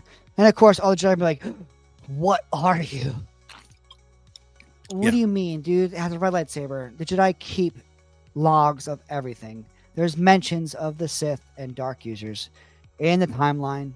I guarantee it. Do you want to know how I know that? Because the High Republic had them. Yeah. Beyond that, the timeline didn't start at the High Republic. There's an Old Republic. That's where the EU starts. But again, you have to start bringing things in because it has to make sense. You're telling me that the Sith randomly just joined the fold at the Skywalker saga? Yeah, that's the thing. Though. That makes no fucking sense. It doesn't have to make sense, though. That's the thing. It does for me to make it believable. Well, yeah. Well, then they don't care about you. They don't. Immersion counts. They can't write anything that's going to make sense because they want to write their own story. I know. They don't care about any implications this might have on anything else. They don't care. They just don't give a shit. Yeah, it's fucking weird, man. The whole thing's fucking weird. Star Wars is dead. Hence why there's a fucking gravestone in the thumbnail. Yep. And it died in 2012 when he sold it to Disney. Star Wars is dead. And now we're just watching the last little bits of it just die. Yeah, we are literally just watching the end of Star Wars as we know it. And it fucking sucks. Because again, I am an avid fucking Star Wars fan. I really am. But you are not a true fan if you can't say it's bad. If you are in denial and just everything's good, everything's great, it's Star Wars. Star Wars is Star Wars. Everything's great. If you're in denial, you're not actually a fan of anything. If you're allowing a company to destroy the image of what you loved, you're not a fan. You're just going along with the punches because you don't have a choice. Speak out against it. Fuck I it. hate people Who cares? People who find the smallest little positive in anything. You know what I mean? Just to yes, say there's positives in everything. Cool, we get it. Not. Guess what? No it doesn't make it positives good. It doesn't make it no good. positives in this show at all. Pulling out of my ass. The one positive is that the one positive is Anastasia challenging the Jedi. That was a positive, like that. The other positive was I'll get back to you. But she challenged the Jedi, but then immediately gives into the Jedi. I know, but again, without content, I think just put on my ass. One positive thing that someone's gonna grab onto. All right, but it's No it's a positives. whole. So sucks completely. Right. It's fucking terrible. All right. And I can't wait for these other episodes to come out and these big twists going to happen. We're going to see the other half of that episode and people are going to like, see? I'd be like, it made it worse. Somehow you made it worse. Will. It's going to make it worse some fucking how. Because again, chances are it's going to be Mother Maul. She used the thread. That's what she wants to call it today. To string along the fire throughout the whole fucking facility like a fucking little cat. Just string it along, make it go right to the one place where it can blow everything up. While she's doing that, simultaneously with one hand doing this, throughout the whole facility, she's also poisoning the entire crew, or witches, and then going, I have to get out of here. She runs away, leaving her kids to die. Yep. With the Jedi, by the way, to then becoming the dark, Smilo Ren, and training May to be a acolyte, a Sith term, but you're a fucking witch. Where the fuck did this even come in? Again, I don't know. I don't know where I'm supposed to start. If you're a witch, where the fuck are you reading about Sith or Jedi? And again, that furthers my point. There's obviously Sith teaching somewhere if this bitch went from a witch to a dark side user. Where'd your writing come from? That means someone documented it, which means that Jedi did also. Yeah. So again, there's a bunch of little open-ended things that just are never going to get answered because they don't want to write it because they can't write it. And it makes the show fucking worse. And the show's going to constantly get worse. And I can't wait to see the fucking dumpster fire episode 4, 5, 6, 7, and 8 are going to be. Because why? It's fucking content. Yeah, that's great. Honest to God. I hope they make 3 seasons. Me too. Give her a couple seasons, give her a couple Oh, by the way, movies. I completely forgot this. Star Wars The Skeleton Crew comes out in a couple months. Can't wait. Can't wait for that. A space pirate traveling with children all day. Woo! Can't wait to see that. How that pans out. Jesus I don't understand this. Why is this dude traveling around with children? Like kids, like 9, 10, 11, 12 years old. I digress. We'll have another episode for that. Can't fucking wait. Can't Well, wait. until that happens. Yep, until it happens and more shows and movies come out. Play the What we're song. gonna do. Play the song.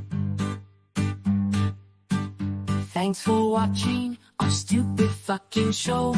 I hope we made you laugh or breathe hard through your nose. Don't be too upset cause the show is over, so adios mi amigo. So however the hell that goes. Alrighty. All right. Woo! End of the show. So Just about 3 hours. there's about 33 people. Man, I hate this fucking show. But I'm I doing it know. because I want to cover it. I know. I might start and covering same. it more. I might start making single videos and just post on them Yeah, about fuck it. different things. Yeah, Covering every little absolutely. aspect I can. I'm gonna milk this fucking show to death. Absolutely, do it. I might even do it, and I might just start streaming on the channel too as well for fucking. I don't care why. There you go. But until Yeah, then, man. Until then, get out. we love you guys. We do This love is you. my fucking living sincerely. room. Right? Ah, But I love you. That is his living room. I sleep over there. Literally, his bed. right fuck over there. You fucking Yeah. weird. You've seen his cat a couple times. It's fucking Yeah, weird. Stop looking at his literally, cat. that's my bathroom shower back there.